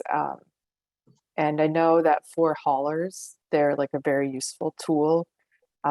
It's one of those things where like I love to just, really get into my food scraps. I don't care how gross it is. I don't care what it smells like or what it feels like, but that is not true of most of the people out there. That is a barrier to participating in collecting their own food scraps. And, I've witnessed this firsthand in New York City when we were doing education and outreach, trying to get people to drop off their food scraps, but then also just from like friends who, just really think it's gross. And that liner can make it easier for people to start changing their behavior. And we also have done a lot of, we do a lot of composting of compostable products, in the 5 different states that we work in. And I have a lot of personal experience too with compostable products and them breaking down in industrial high temperature situations. Thank you. And it's good point and added context. I also saw Domingo had another question in the chat for Dave about how many days it took from building the pile and looking at active composting and then curing. In our case, we were active composting was a total of 10 weeks. Like I said, a little bit longer. It took us 2 weeks to build out the pile. Then we turned it at 4 weeks, turned it 4 weeks after that, and then finally after 10. I will say that, looking at it, each time we turned it, after 4 weeks, there wasn't much visible in the way of food product anymore. Like I said, there were some things that were really difficult, like corn cobs and some things like that. But I know one of the things that we saw at the beginning, there was an entire oven roasted chicken, I guess was out of date. We put that up in the front, and after 4 weeks, it was completely gone. I mean, bones and everything. It was really quite remarkable. And again, after 8 weeks, you really didn't see much of anything in there in the way of food. And then that last 2 weeks, it was really the lignins. It was really the process starting to break down the woody fibers into something that was a lot finer. We have not gone through the step of screening it yet. We moved it to the back of the area. It's been curing. The last time I was out there, it just continues to get finer and finer. But that's kind of a passive composting process. So active, it was 10 weeks, and it really maintained temperatures in excess of about 140 degrees for that entire time. It would spike a little bit when a little more air was introduced, and the microbes would fire up again. But it was really pretty consistent, and I think that was really the key to everything breaking down as efficiently as it did. So one thing on the compostables, the bags were it took about 8 weeks for those to break down. At the end of it, I mean, I wasn't even seeing any scraps left. One of the things that is kind of a difference to using like a compostable bag that was really neat. The Blue Earth truck actually has a power washer on. So when they pick up a commercial load, they can tilt, drop it, clean out the commercial entity's container, just drop the liquid right into the truck to come right along. It's sealed, and drop it, leave it with a clean container, which I thought was really a great solution to that. And like I said, it worked really well.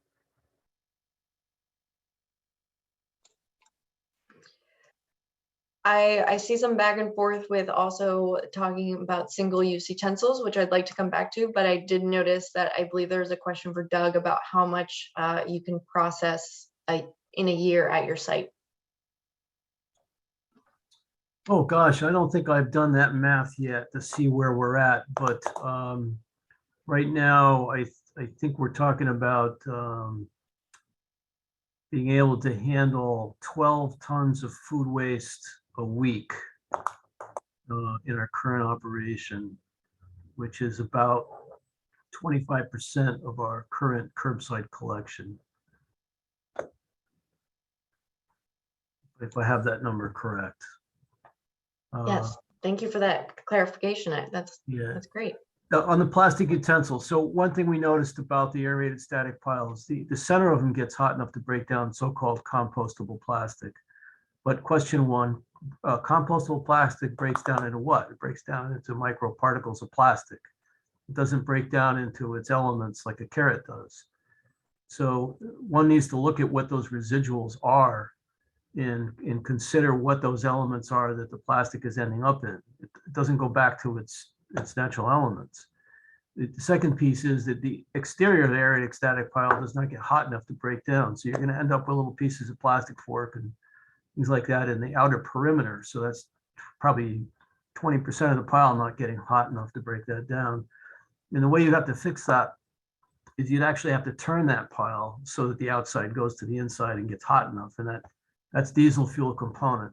In my view, the only way that we're going to make this work in Connecticut is the plastic has to stop at the source. Consumers need to be trained not to put plastic into the pile, and the plastic industry has to stop selling us plastic utensils. That's my personal view, and that's my observation from having run a compost site. And so I would just counter that, just being clear about what bioplastics are versus compostable products and how they're different. Because you're completely correct that, like, we had a lot of confusion in New York City about the bioplastics. Like, a lot of people would bring us their compost in those bags, and we had to do a lot of education about the difference, because those do just break down into smaller and smaller pieces and create microplastics, which is of course an issue. Plastics in general are totally an issue in terms of contamination. And yes, we definitely need to reduce our use of plastics. But just to counter what you're saying with the ASP system, you know, I worked at a compost site that was much smaller in Queens for 4 years that we accepted all manner of compostable plastics or compostable products, you know, and I think that's where the confusion comes in too. But those broke down very successfully. And yes, turning helps for sure. Like, and we did do a turn in this pilot project that we went from one phase to a second phase that is bringing most of that material on the outer edges inward. But at the same time, you're getting really high temperatures even within that top 12 inches of material. And especially when you start building the EASP, that means you have a lower volume compared to your surface area that's actually on the outside. So there's a lot of ways to successfully compost compostable utensils and different products in an ASP system.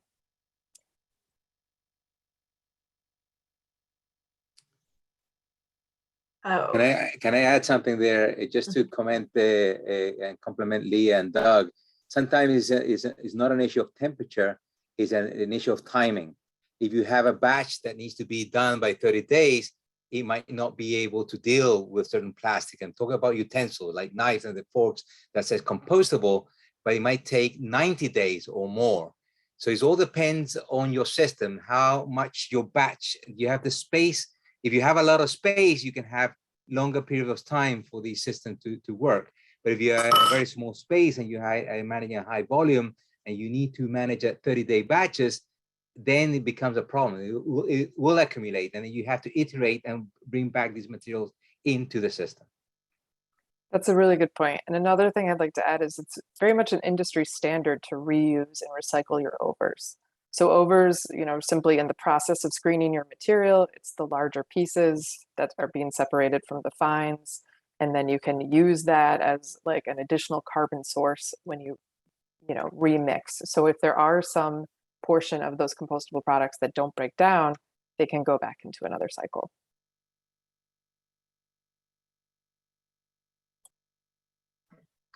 thank you all for that information and the great insights and stories that you shared.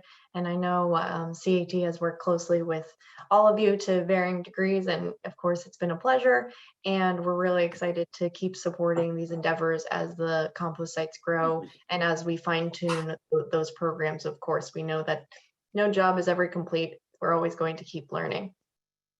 To be respectful of everyone's time, I do want to actually bump up our schedule slightly.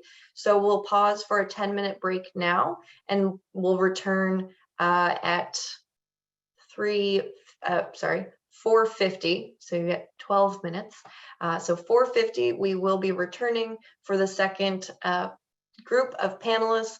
And again, please stay on. They also have some great experiences and stories to share about how they're working with schools, businesses, and residents to ramp up those collection programs and support food waste diversion. We will see you all in about 10, 12 minutes. See you at, yep, see you then.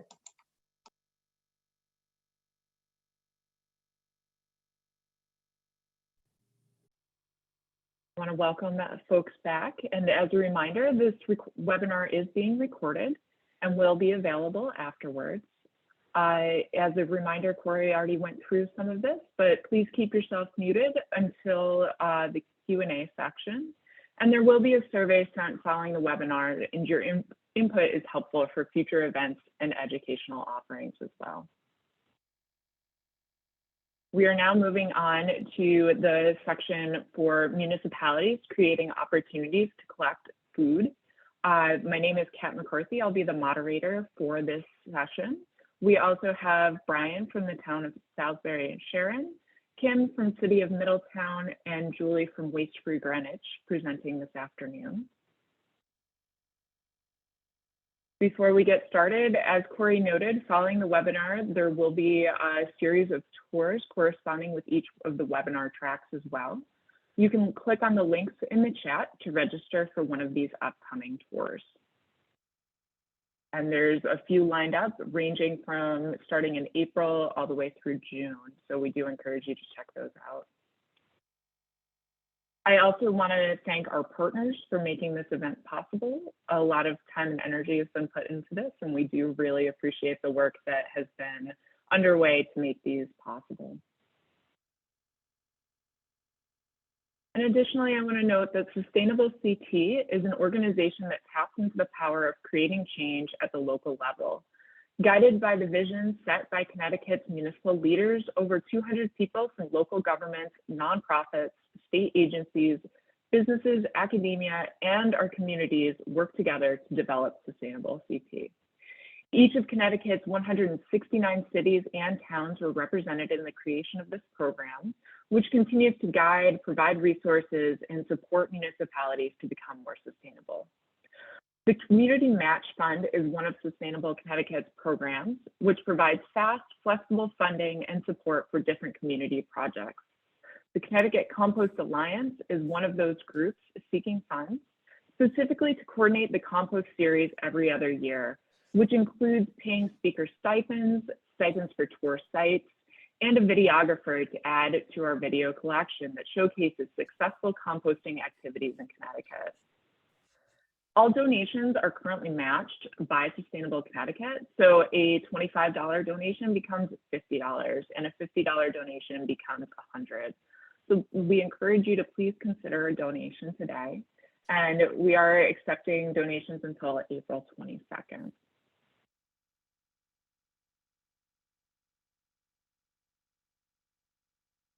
As I mentioned, my name is Kat McCarthy. I'm with the Center for Ecotechnology. Corey introduced our organization earlier, and I wanted to share just a little bit more. Over the past 20 years, CET has worked with entities to support their diversion goals and leverage existing resources. In addition to supporting with site development, as discussed during the first portion of the workshop, driving materials processing facilities is also important. This work was spurred by support from the Think Family Foundation, the EPA, and USDA, and currently we are so grateful for the Connecticut Department of Energy and Environmental Protection's concentrated support for these activities to help businesses and institutions reduce waste. We work with communities and businesses in developing diversion initiatives that contribute to municipal goals. Recently, we've been working with communities in the state to support Food Matters challenges, as well as existing efforts that support food waste diversion.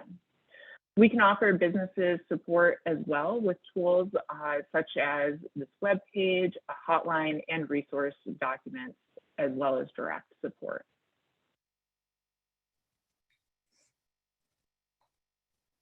The direct business support that we offer can provide tailored assistance that covers how to set up new systems, enhance existing practices, and provide signs and training materials for staff. We can help entities that are now covered by organics recycling laws, support donation and prevention initiatives, and aid with other recycling efforts. Here are some examples of the assistance we can provide.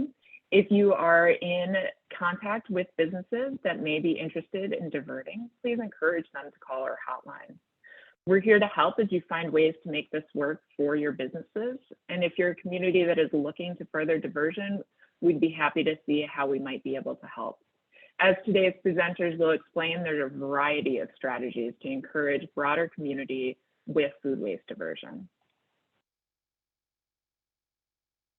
And at this time, I do want to change over to our presenters. I'd like to introduce Brian from Salisbury Sharon's Transfer Station to share a little bit about their work.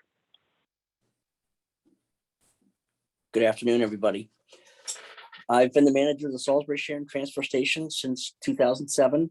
On screen right there is an aerial shot just before we went live, October of 2020 at our new facility. Salisbury and Sharon have run a joint transfer station together since the mid-70s. The town's population is probably around 7,600 people. Most residents do self-haul their garbage and recycling to the transfer station. Residents do have the option of private subscription hauling if they want to do that.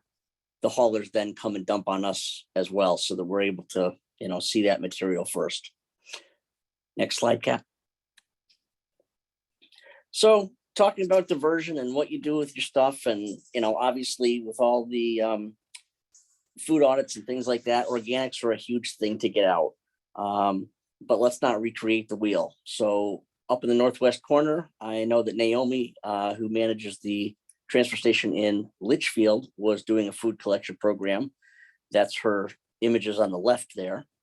So our advisory committee, which has been around for a lot longer than I've been around, is always looking for different ways to divert material.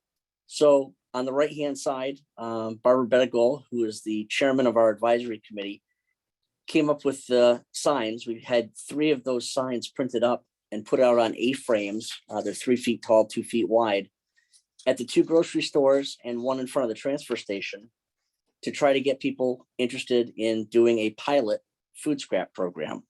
Pilot, obviously, find out how much money we're going to be spending and try to get a handle on it before we go hog wild. Next photo. So this should have been the next slide after, but it's fine. So that's the drop-off area where the residents come in, and on the left-hand side is the compactor for their garbage. On the right-hand side is the compactor for their recycling, single stream. So what a better place to put the composting bins, which are almost dead center of the screen. That way, if there is contamination, which is very infrequent, it's easy for the staff to throw it right in the garbage. Additionally, behind where those 3 brown bins are is where the garbage haulers would back up to access the garbage hopper from the side. That's where the curbside compost truck can also back up, so we don't have to roll the toters very far. We usually have 2 to 3 toters emptied each week. Sometimes they had to miss a week, so there were 6 of them that were full. On average, we're getting about 224 pounds of food waste per 64-gallon bin. Next slide. We would not have been able to get this pilot up and running. Certainly, I would not have been able to get this done without the help of volunteers to hand out bins, and certainly Barbara Bettigol, who is the chairman of our advisory committee. We came up with a number of 120 households, kind of just a random number, I guess. But again, 70 some odd 100 people in town, it was probably a good idea. And that's how we were able to get a full pallet of buckets. Next. So that slide right there, they were handing out the buckets and the bins with the bio bags to the people, the 120 people that signed up for the pilot. We decided to go and purchase yellow buckets. The biggest reason is that when I look out my window here out towards the hoppers, when somebody's walking over to those bins, the first question is, do they belong there? Are they throwing garbage in there? What are they doing? Anytime a resident sees something new here, they want to investigate it. So by having a nice yellow bucket, staff was able to immediately know that they were supposed to be in that area.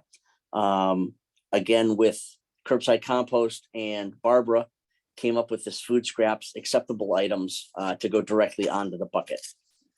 Next slide. So when the residents got their bucket and their bin, they were also given 50 of the 3-gallon bio bags.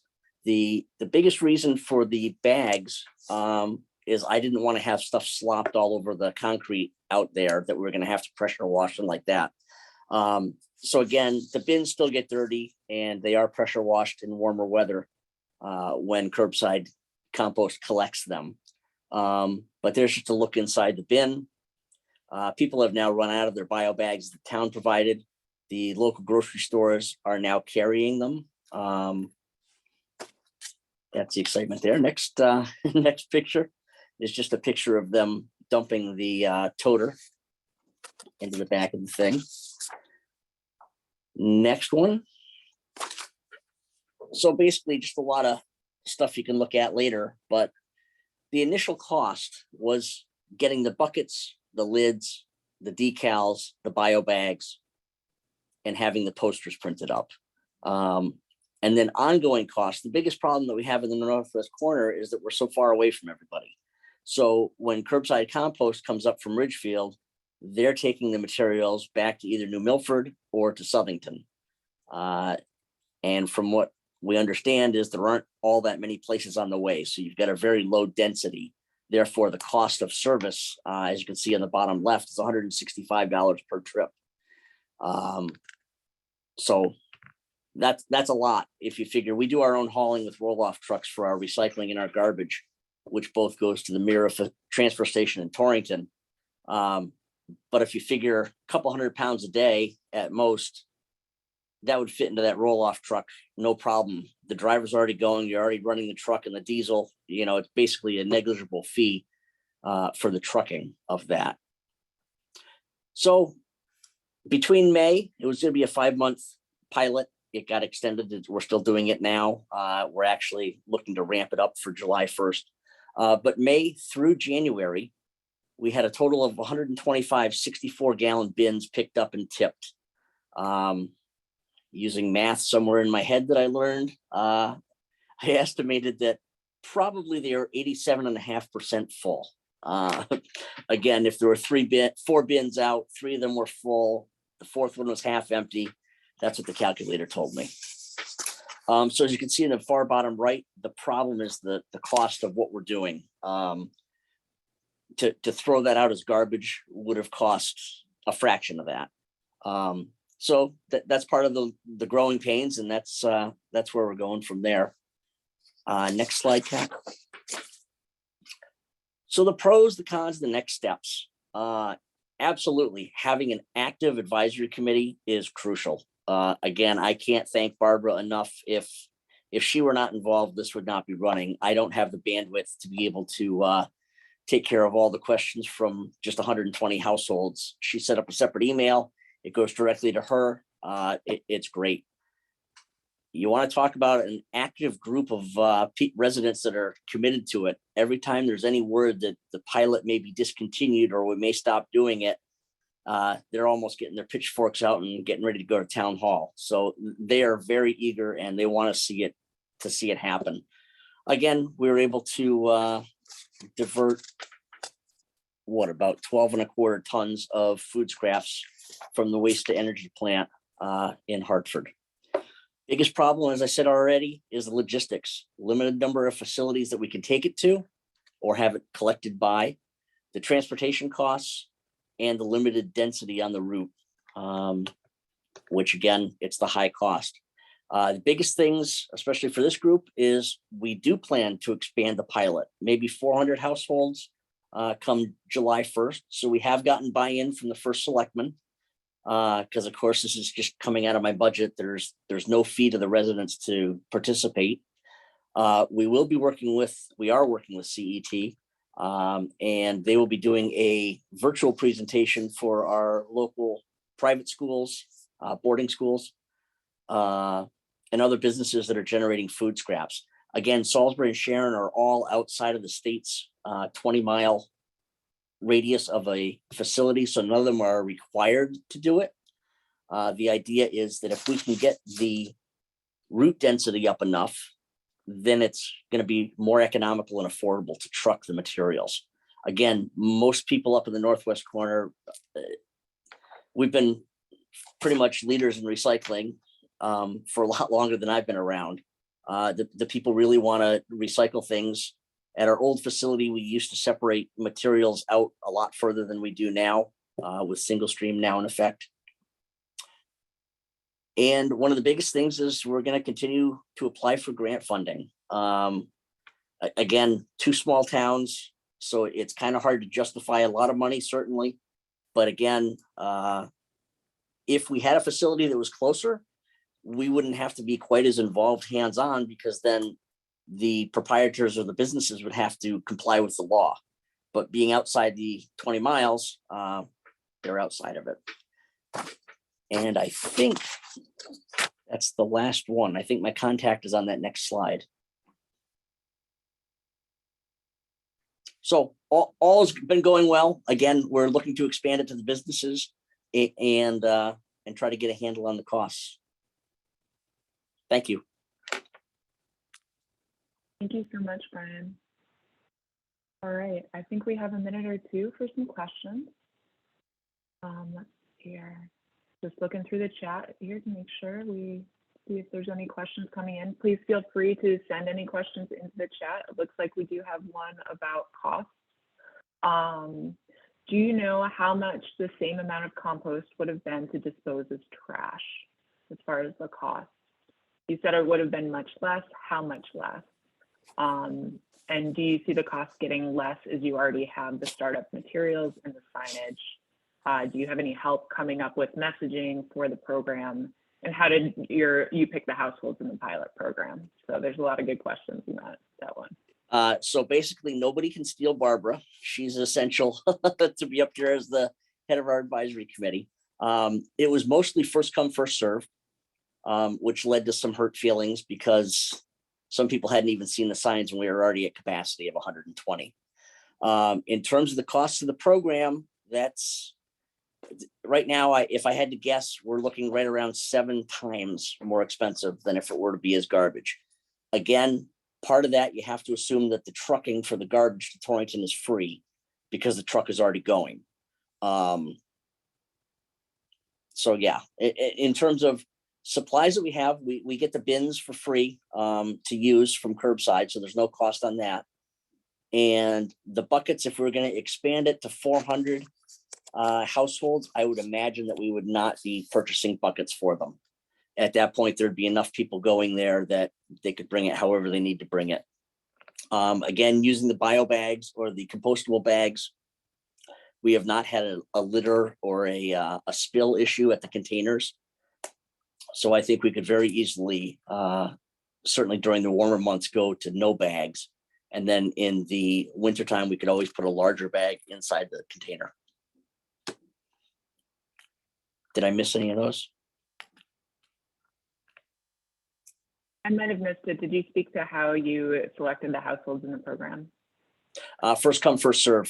That went in through the special email that was made up by Barbara at the bottom of the sign. Great. Thank you, Brian. I'm keeping an eye on the chat, and at this point, I think that's the initial question. Keep thinking of questions and entering them in the chat. We will also have some time at the end for questions and answers as well. And I do see one more, just that would households be willing to pay a fee to compost? Did you survey those in the pilot to understand this information? It seems like it could be, based on the calculation this person entered, it looked like maybe $75 per participant in the pilot. We did not. Basically, when you purchase your annual sticker to use the transfer station at the town hall, you pay your $120. That lets your car come in all year long, as many times as you want to come in. You can dump as much garbage, as much recycling. So we would already have taken all their food at no cost because they already purchased their annual fee. All right. Well, thank you so much, Brian. As I mentioned, continue putting questions in the chat if you do have additional questions. But at this time, I'd like to take a moment to introduce Kim from the city of Middletown, and I will let her start screen sharing. Okay, thank you.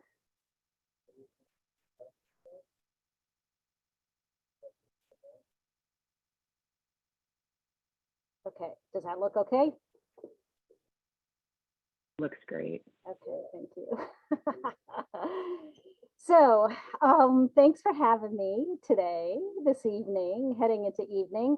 My name is Kim O'Rourke. I am the recycling coordinator for the city of Middletown, and I'm going to talk about our restaurant food collection program.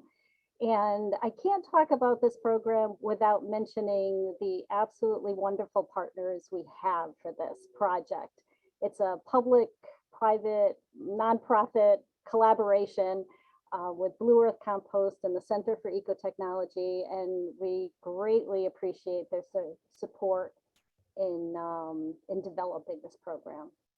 So in Middletown, we might be a little unique. We have what we call a sanitation district. It's a downtown area that is serviced by the city. Whether you're a commercial entity or a residential home, you pay a separate fee for your trash and recycling collection. And it's city employees that collect the recycling, the trash, bulk waste, food waste. There's about 2,200 accounts. It's small compared to the entire city. And there's about 80 restaurants. That does fluctuate, but about 80 in that district.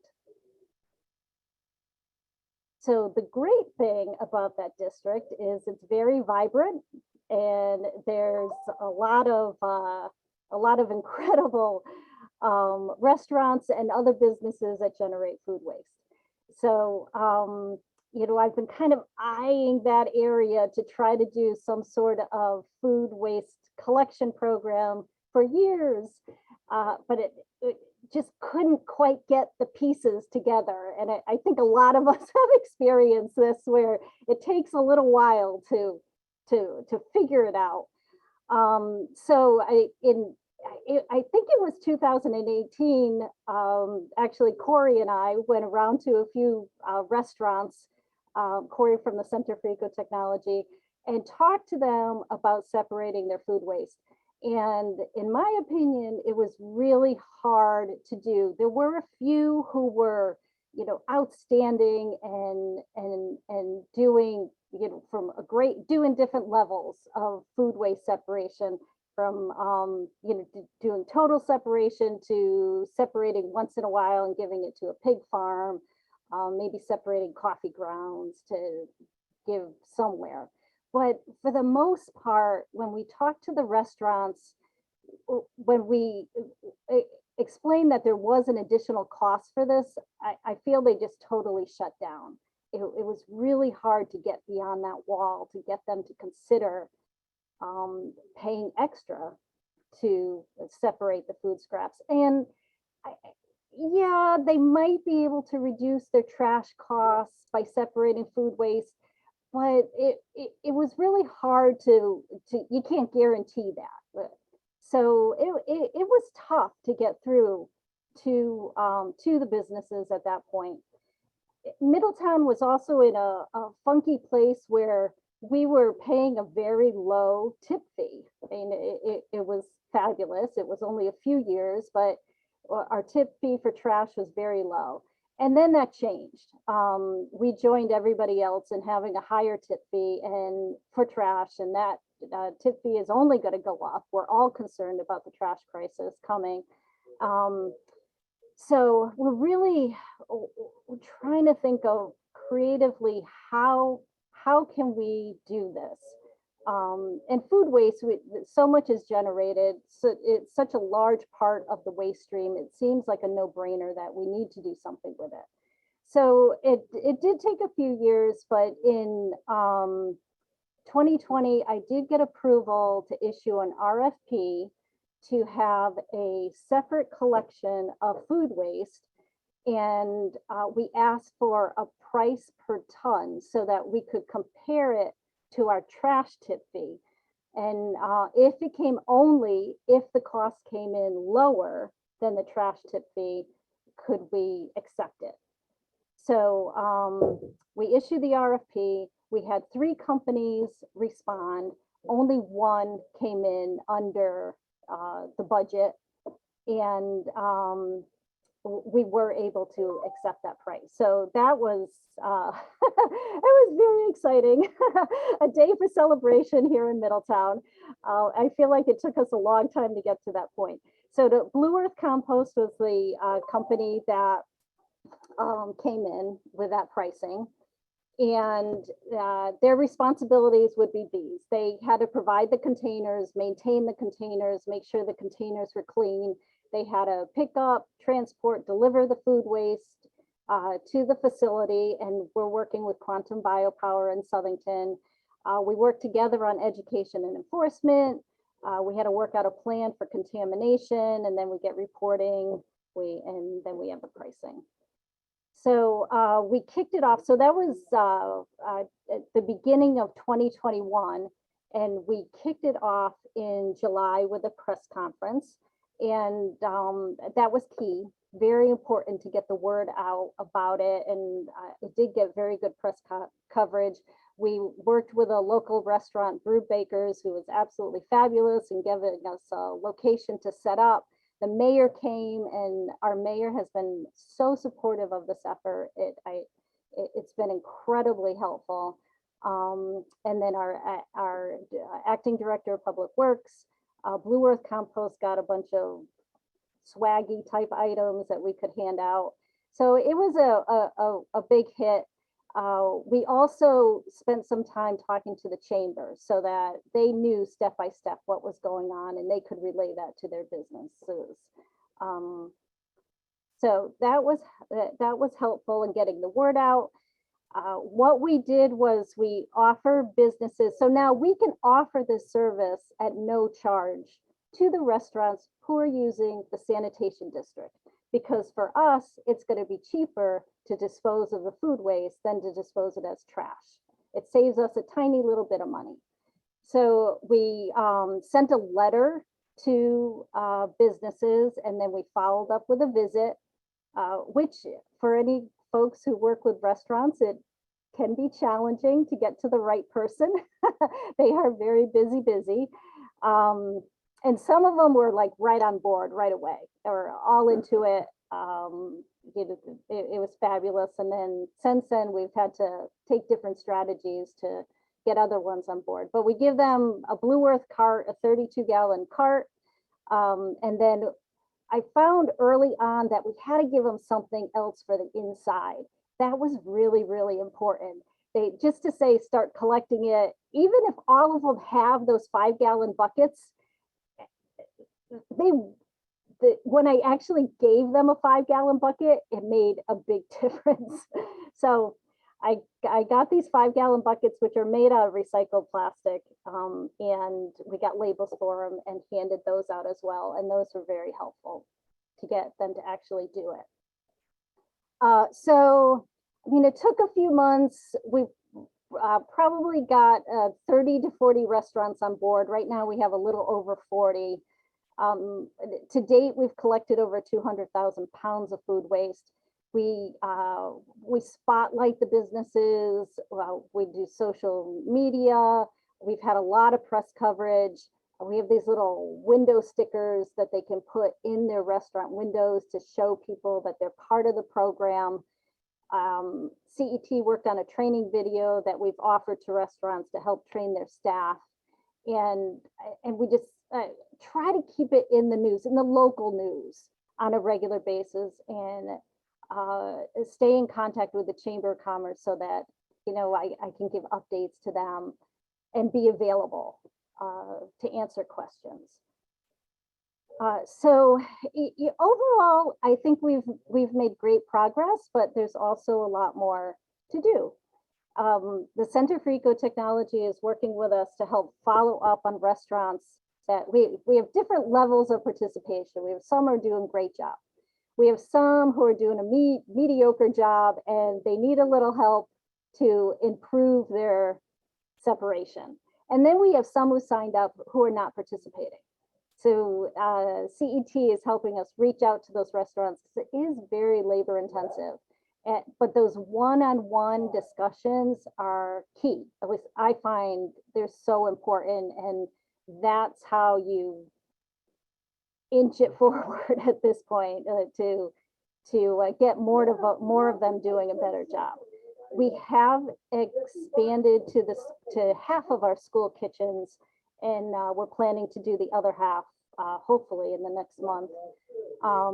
And then we do find, now we have the sanitation district that is serviced by the city. If you're in that district, you pay something, whether you do the service or not. So we do have a fair amount of businesses who are using private haulers. So our next step is going to be reaching out to them to try to get them to switch back to the city service and take advantage of the food waste program. Because if they use a private hauler and they're not paying for the sanitation district service, then we can't offer the program because that's how we're funding it. So, and I will say the program is voluntary. And I have feelings about voluntary programs. They work up to a point.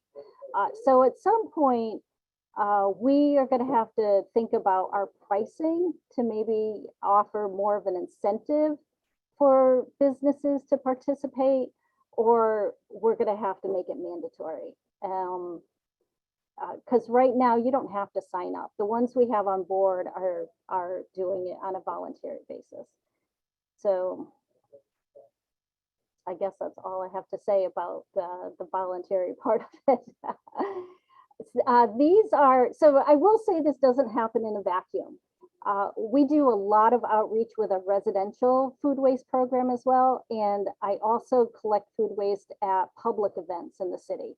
And I find that they all work together. When I was young, I interned for a public relations person. And I remember what she taught me was that people have to hear things 7 times. It's like apple strudel. You know, you do layer upon layer upon layer, and then eventually they might get it.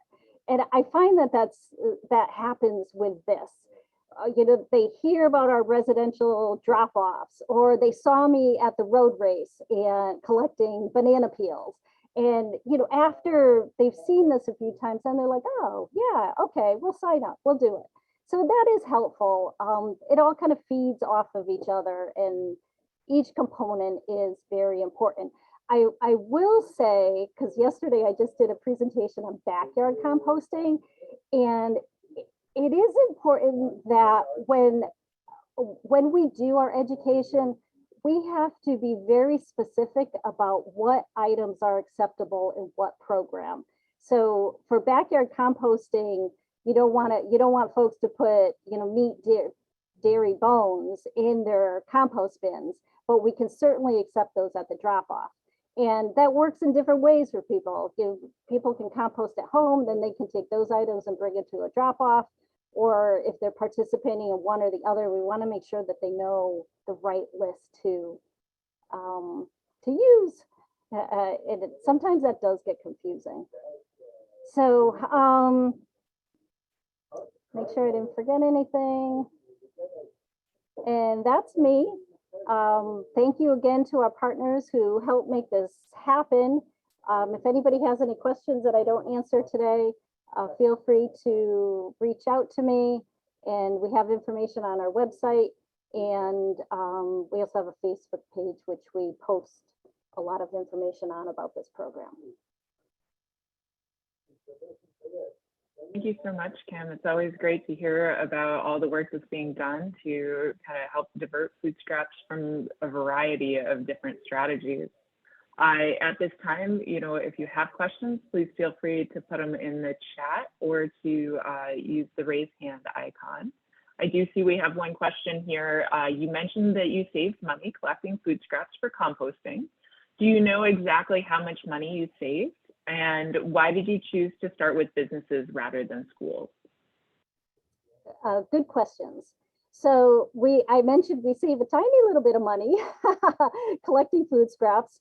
So the way that, and that is because we save in the tip fee. So for the city of Middletown right now, to dump trash, it's $91 a ton. For us to dump food scraps, it's $84.50 a ton. So we're saving in that way. So it's cheaper for us. So we want the restaurants to put their food scraps into the food scrap bin because it's slightly cheaper for us. We started with the restaurants because one, there's more restaurants than schools, and they're clustered together in our downtown area. So that was easier for the collector. I think because of that, they could offer us that price because they're pretty much in the same area collecting all the bins. Our schools are spread out all over the city. And it also took me time to get through the administration of the schools to get approval to do it. I've been working with the schools for years. We did a pilot probably 5 years ago on food scraps, but again, it was a funding issue. They could not provide the funds to start up the program. But now they are part of the sanitation district service, so we can include it in that service. And I mentioned we were able to bring half the schools on, and that's because those first ones are closer to our sanitation district. So the Blue Earth compost trucks are not running all over the city. We are gonna bring on the remaining schools, but it is gonna cost us a little more money because it's not in that area. I hope that makes sense. Thank you, Kim. Have you considered working with the hospital, which is close to the district, if not in it? Yes, it is in the district, and the hospital does its own food scrap collection. Good question. But they've been doing it for a few years, and we decided just to keep them on their own, the way that they've always done it. The one thing, can I mention one more thing? Please do. So we did apply. We're one of the communities that applied for one of DEEP's sustainable materials management grants. And we're hoping, and we don't know, I don't know if we'll get it, but if we do, this would allow us to develop a co-collection program for food scraps for the residents in the sanitation district. So it would just we would want to keep the restaurant program the same because that's a lot of food waste. They need their own container for that food waste. But residents and small businesses, they could do a co-collection program where they get a separate bag. I don't know if people are familiar with the Aerated program, but they get a separate bag for food scraps. It goes in with the trash, and then it gets separated at a facility. So that would be our next step, because I get questions all the time. When am I going to be able to do this at my curb? Why can't we do it at the curb? So, we're hoping and praying that we will get some support, and that would allow us to go the next step. And that'll give us data to help us consider the whole city.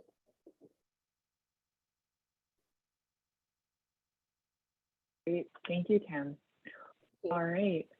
Please do keep thinking of questions. I see we have a little lull in the questions, and I think we'll move on to our next presenter at this time. But please continue to add questions in the chat if you think of them as we go. I think our presenters so far have really demonstrated some of the importance of and kind of critical mass that can happen with community engagement, reaching out to business community or residents to help with diversion. And at this time, I also want to introduce Julie from Waste Free Greenwich, who will be sharing a little bit more about some of the work that they're doing out there. Thank you very much.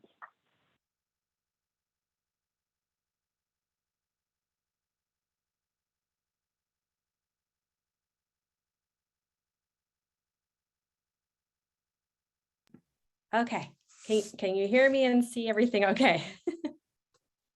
Yes, we can. That's Okay, great. excellent. Great. Thank you so much. I'm Julie Deschamps. I'm the founder of Waste Free Greenwich. Thank you to the Connecticut Compost Alliance and the Center for Ecotechnology for the opportunity to share food scrap collection efforts in Greenwich. And I'm honored to present with Kat, Kim, and Brian today. Thanks so much. Greenwich is a town just under 63,000 residents in the southwestern corner of our state. I'll be focusing on diversion efforts in our residential and commercial sectors, but these programs are actually part of a broader initiative called the Greenwich Food Waste Initiative. Just gonna that for a moment. The goal of the Greenwich Food Waste Initiative is to engage various sectors in town to prevent food from growing to waste in the first place, to secondly, rescue surplus food to direct to food insecure neighbors, and third, to recycle what's left to build healthy soils.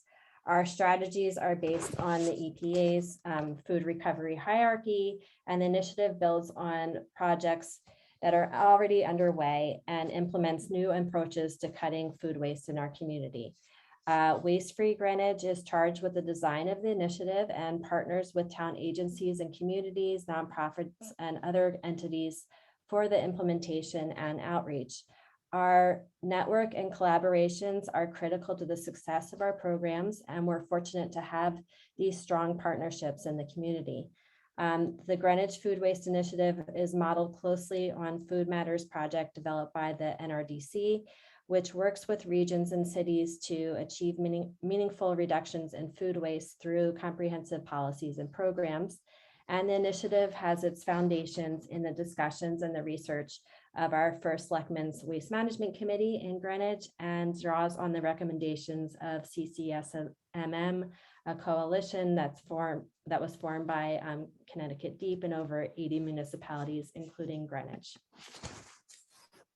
So while I'll focus more in detail on 3 of these projects, specifically the Greenwich Food Matters Challenge, educational events, and our municipal food scrap recycling program for residents, I'd like to highlight some of the other initiative components.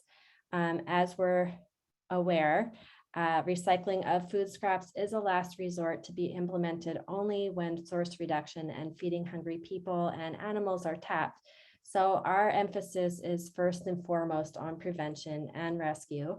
To address source reduction, Waste Free Greenwich and the town of Greenwich Conservation Commission partnered with Save the Food, a national PSA campaign by the NRDC and Ad Council. The NRDC provided us with co-branded printable assets, and we're promoting the Save the Food tools and tips to increase awareness in our community. Because we lack the funding for a broader campaign, our publicity efforts have really been limited to social media, but we also promote these preventative strategies extensively in our outreach events. We also have efforts in our local public and independent schools to cut food waste through strategies like sharing tables, food donation, organic separation in school cafeterias, and diversion through organics hauling or on-site composting of fresh produce. And Waste Free Greenwich collaborates closely with Food Rescue US, Fairfield County, to promote their rescue efforts and increase the number of food donors in Greenwich. So our first step toward organizing a food scrap recycling program was the establishment of our grassroots team made up of local sustainability advocates, which convened under Waste Free Greenwich. The research and planning began in April of 2019, and we collaborated closely with our Public Works and Greenwich Recycling Advisory Board. We also garnered the support of our town's Conservation Commission, environmental nonprofits, and our first selectman, and connected with other municipalities like Scarsdale, Darien, and Rye for guidance. For funding, we were fortunate to leverage Greenwich's silver certification as a sustainable CT community and participate in their community match fund. We needed just under $11,000 to cover our budgeted expenses, but ended up surpassing our goal due to the generosity of Greenwich residents. I'd like to note that some of our budgeted items, such as materials and operations, were in the end covered by other means. So we had a lot of flexibility and more opportunities. Due to that pandemic, we postponed our launch 2 months, kicking off in June 2020. We owe a debt of gratitude to our Department of Public Works, who got this program off the ground at a really challenging time. From conception to inauguration, the planning and implementation took just over a year. To raise awareness about the program, the launch was widely publicized in the local press, and we were even able to celebrate with a ribbon cutting with town leadership and our team. So for an overview of the program, I'd like to share a brief video featuring some of our team that'll bring the process to life for you. Waste Free Greenwich presents food scrap recycling. Taking food scraps from your kitchen and turning them into soil to grow new food. We make food scrap recycling easy with our signature kit. The kit includes a countertop pail, a roll of compostable bags, and a storage bin that you can use to take your scraps to the transfer station. You can line your countertop pail with a compostable plastic bag, a paper bag, or you can put your scraps directly into the pail. Our program accepts any food item, including fruits and vegetables, breads, pasta, rice and grains, chips, nuts and seeds, eggshells, leftover or spoiled food, and even pet food. You can toss in your coffee grounds, tea bags, cut flowers, food soiled paper towels, and napkins. Any food is accepted, including meat, bones, fish, shells, and dairy products. Please avoid including stickers, twisties, rubber bands, packaging, wrappers, wipes, or paper toweling that was used with chemical cleaners or pet waste. You can keep your food scraps in the storage bin in your garage or basement until you are ready to transport them. Or you can store them in the freezer until it is convenient for you to take them to the Holly Hill transfer station. Take your scraps to Holly Hill and follow the signs to the drop-off station. Then you can empty your bin into the toters. Done! A hauler picks up the food scraps and takes them to a licensed composting facility to be processed into compost that can be spread on your garden beds for healthy plants and vegetables. Join us!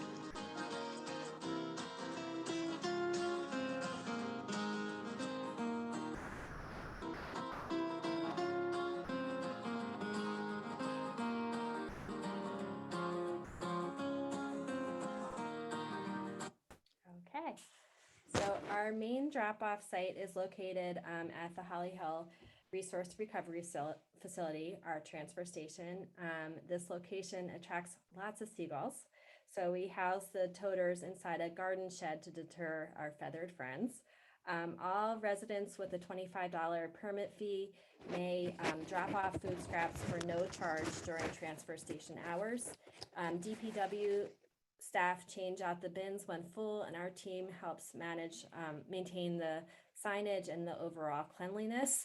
As part of the town's recycling contract, Curbside Compost picks up and transports the scraps to a licensed composting facility for processing. Waste Free Greenwich. Sorry, there we go. And that was that slide. A few months into the program, Waste Free Greenwich surveyed residents to determine barriers to participation and found that the location of our transfer station on the western side of town was an obstacle for some. So in May 2021, we partnered with the Old Greenwich Farmers Market at Living Hope Community Church and started collecting scraps on Wednesday afternoons during market hours to provide a more convenient drop site in Eastern Greenwich. When the market closed in November, we were able to continue collection due to the generosity of the church. And then last fall, we were approached by Round Hill Community Church, which offered to host another drop site in Northern Greenwich in Backcountry as part of their Creation Care program. And that site is open on Wednesday mornings for 2 hours. Volunteers supervise both sites to educate, reduce contamination, and sell composting kits. We have measured the program's success across a few metrics, survey results and anecdotal evidence. We've sold about 700 composting kits and conservatively estimate that another 150 households participate without a kit. So about 5% of the 22,000 Greenwich households.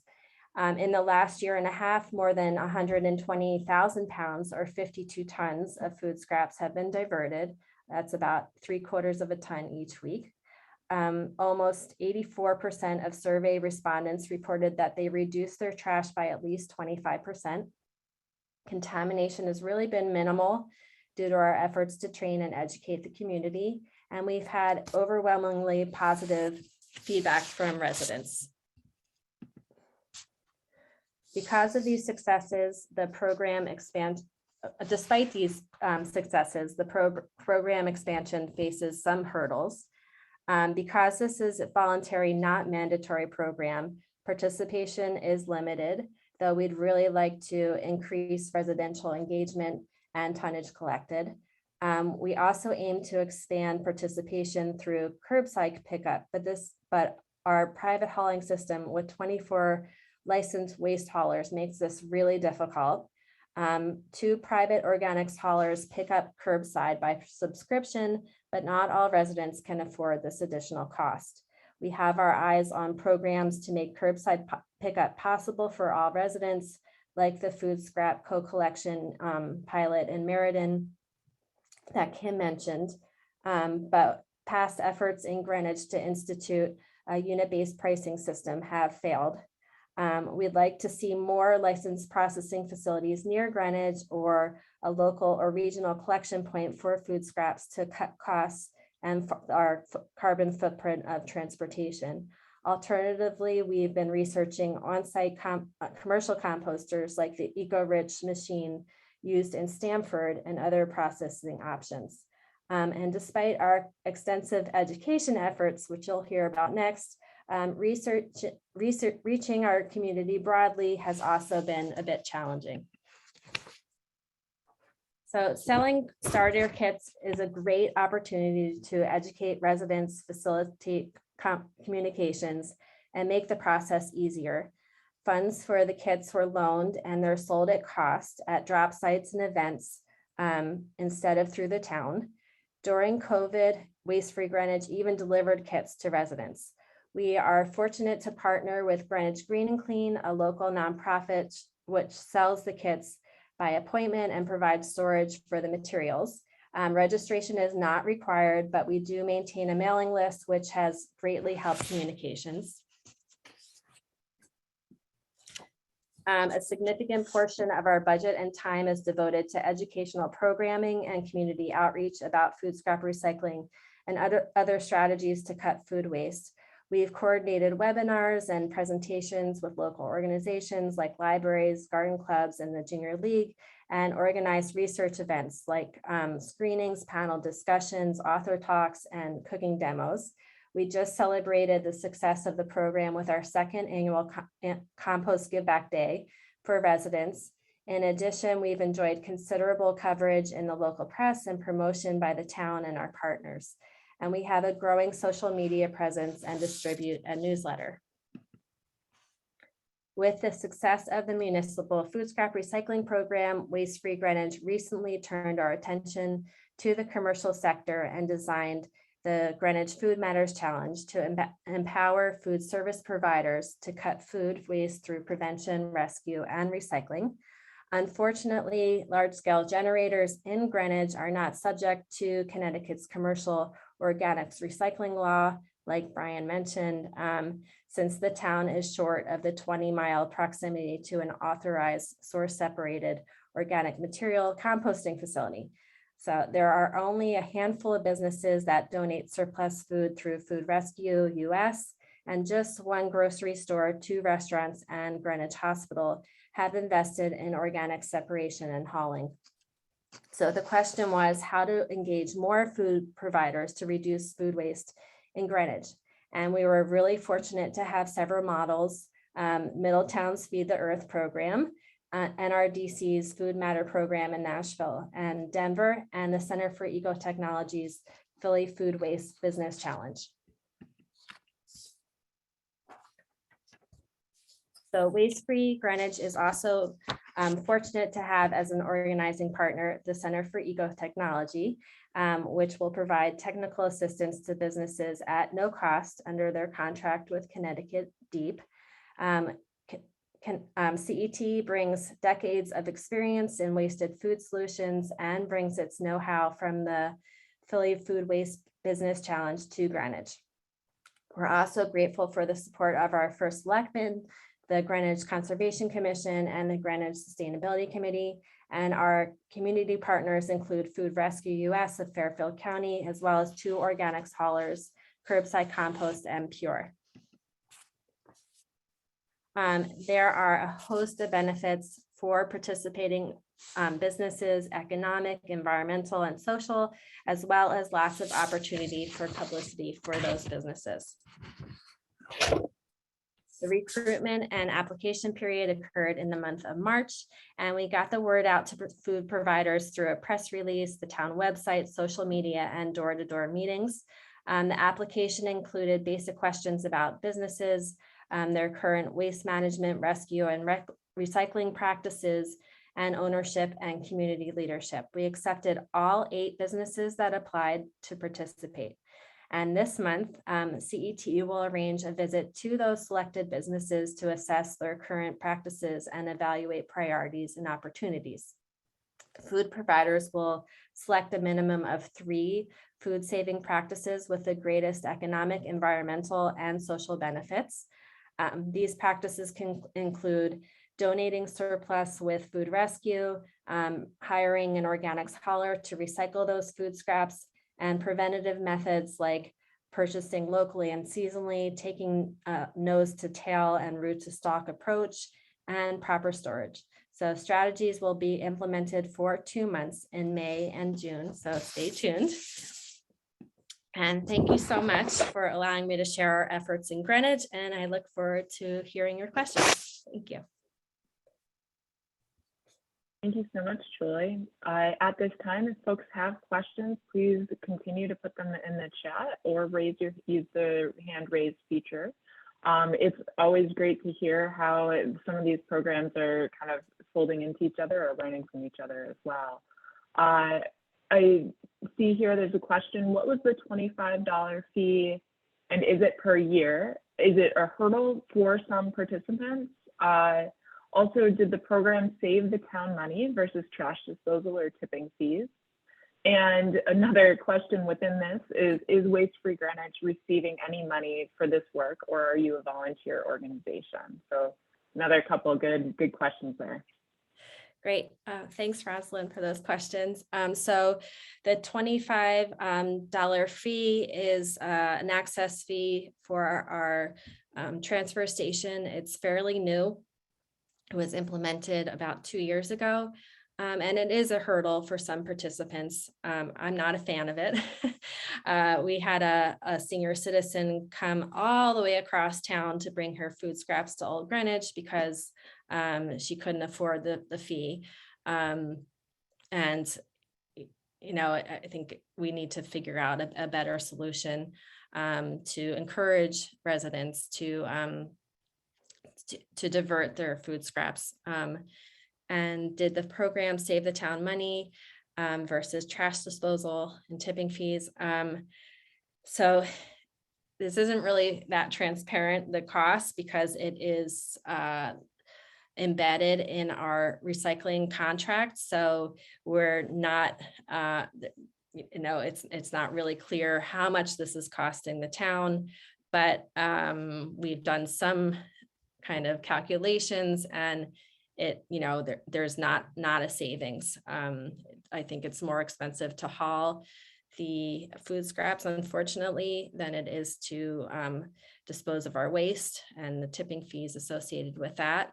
And that's why we're working on some other solutions and, you know, ways to either have like some kind of composting, commercial composting, like eco-rich machine on site to kind of cut the cost of transportation, or you know, having a closer facility, like almost like a food scrap regional food scrap transfer station, something like that would be very, very helpful and be able to cut our costs and our carbon footprint of transportation. And Waste Free Greenwich is a volunteer organization. You know, we are really running off right now for our education from the grant we received from Sustainable Connecticut. And we are working on our 501c3 status. So that's kind of where we are now. Thanks, Julie. A lot of energy and effort has gone into that for the volunteer organization. All right. Are there any other questions at this time, either for Julie or for any of the other presenters? Maybe you heard something and kind of jogged something in your memory and you wanted to ask later on. Give it just another minute or so, and then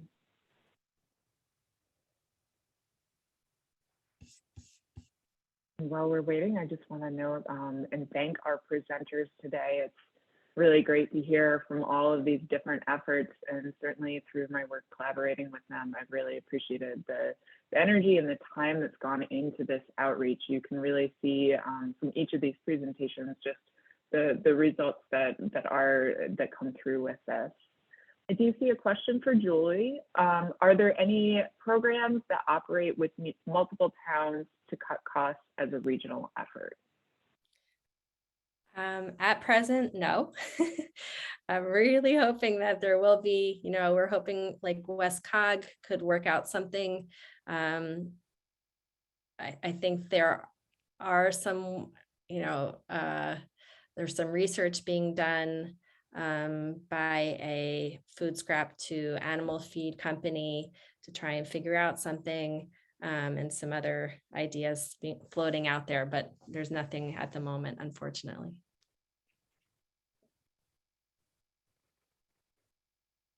I see Brian has his hand up, and then there's one from the chat, so go ahead, Brian.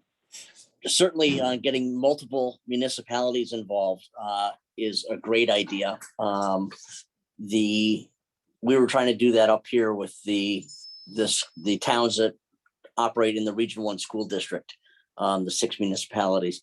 The problem, and I like seeing Julie smile so much when they're talking about the way it's funded, and 169 towns, 169 different ways to do it in Connecticut.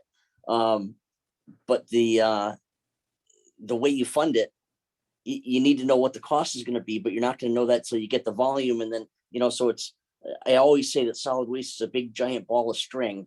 And as soon as you start pulling on one side of it, I don't know which, they're in my hand, it affects all the rest of the ball of string. So it's funny how intricate something as simple as garbage actually is. A good point. There's a lot to materials management when you really start poking into it. And somewhat along those lines, there's another question in the chat. What are the opportunities for distributing food to people or animals in need of supply?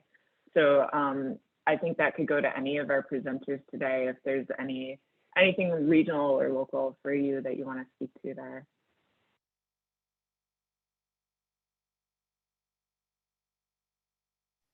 So I guess I'll start. I did some work in Middletown trying to figure out what was happening with food rescue and how we could help. And it really, I mean, we kind of have a vacuum here. We really could do a much better job. Or there's a lot of opportunity, I guess I should say. There are groups that have little pockets of projects that they do, and Wesleyan University does some in rescuing food for people. But if there was a way to, there's a lot of room for it to grow, I will say. And then I really don't know, I think, I don't know if Julie was talking about the facility in Berlin, but there is apparently a company building an animal feed place in Berlin, Connecticut. So that's nice for us because it's close. I don't believe it's operated yet, but I don't know of any other, well, besides getting food to pigs, there are little operations of getting food to farms for animals. But it's all little pockets of things. Like it would be cool to somehow develop a network of that to figure out exactly what is happening. I did develop a list for Middletown alone, but you know, I feel like there's a lot of opportunity there. Thanks, Kim. I think the facility you were referring to is Bright Feeds, and they are, I believe, set to start somewhere in the second or third quarter, sometime around the summer, I believe. And I want to also acknowledge and thank Cheryl for putting some other resources for food donation in the chat. And I see, Julie, you've also unmuted here. Yeah, so as I mentioned, we work pretty closely with Food Rescue US and Danielle Blaine, who Cheryl put in the chat for Fairfield County. And, you know, we're really trying to encourage more restaurants to donate. We have like an overabundance of bread being donated. They actually can't find enough places to give it to at this point. But, you know, it's harder because a lot of restaurants cook to order now, so they don't have a lot of surplus. But, you know, the hospital, schools, hotels, caterers, these are all, you know, great opportunities there for donation, and really are trying to help out Food Rescue get more donors on board. And I think also Westchester may be a good model for us because they have really done a great job regionalizing. They have like a central drop-off area for food scraps. I think it's either in Larchmont or Mamaroneck, and then from there, they bring all the food scraps up to Ulster County. So, you know, that's a really good model for us as well to try and, you know, find a more regional solution.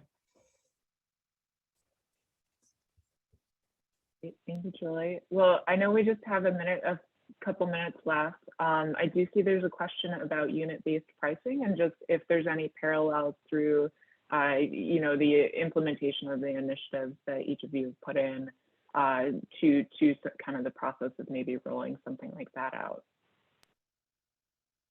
So we are definitely interested in that. We do not have unit-based pricing now.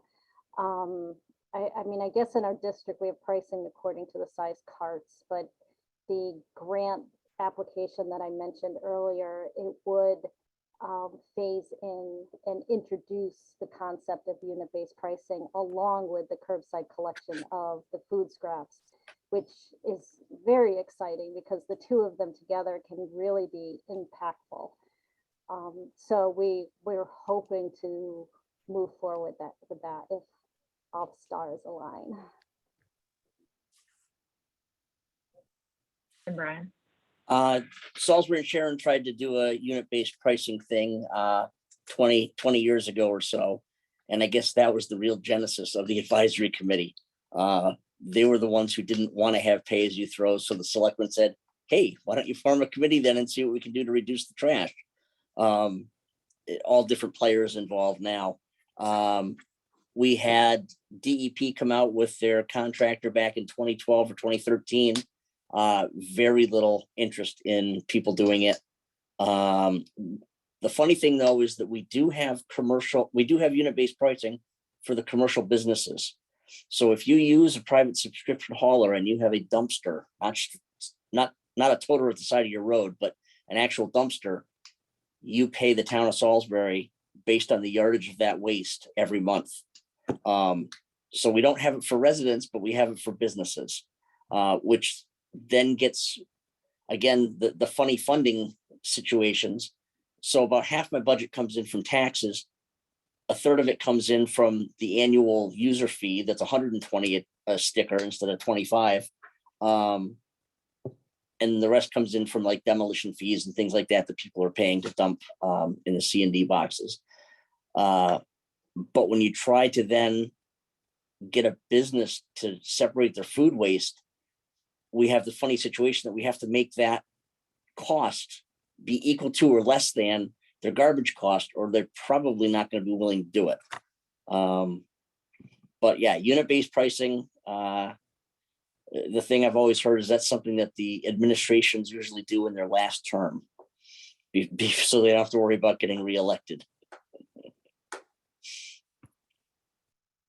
All right. We're Well, hoping that's not the Kim. case in Middletown. Great. Well, again, I want to thank today's presenters. We are getting close to 6, and I do want to be respectful of people's time. So again, I want to thank everybody who presented today. Really great information, a lot of interesting strategies to reduce and divert food scraps to move forward with composting and diversion. So we do really appreciate everybody's time and work on this. And in addition, I want to thank the coordinators who have also supported this. So in the link in the chat, I wanted to remind folks that there is a survey as well as a link for donation if you enjoyed this presentation and you want to continue to support these efforts. And also, if you're interested in registering for some of the upcoming tours, please do check the links in the chat as well. And with that, I once again want to say thank you everybody for attending today and learning with us, and have a great day.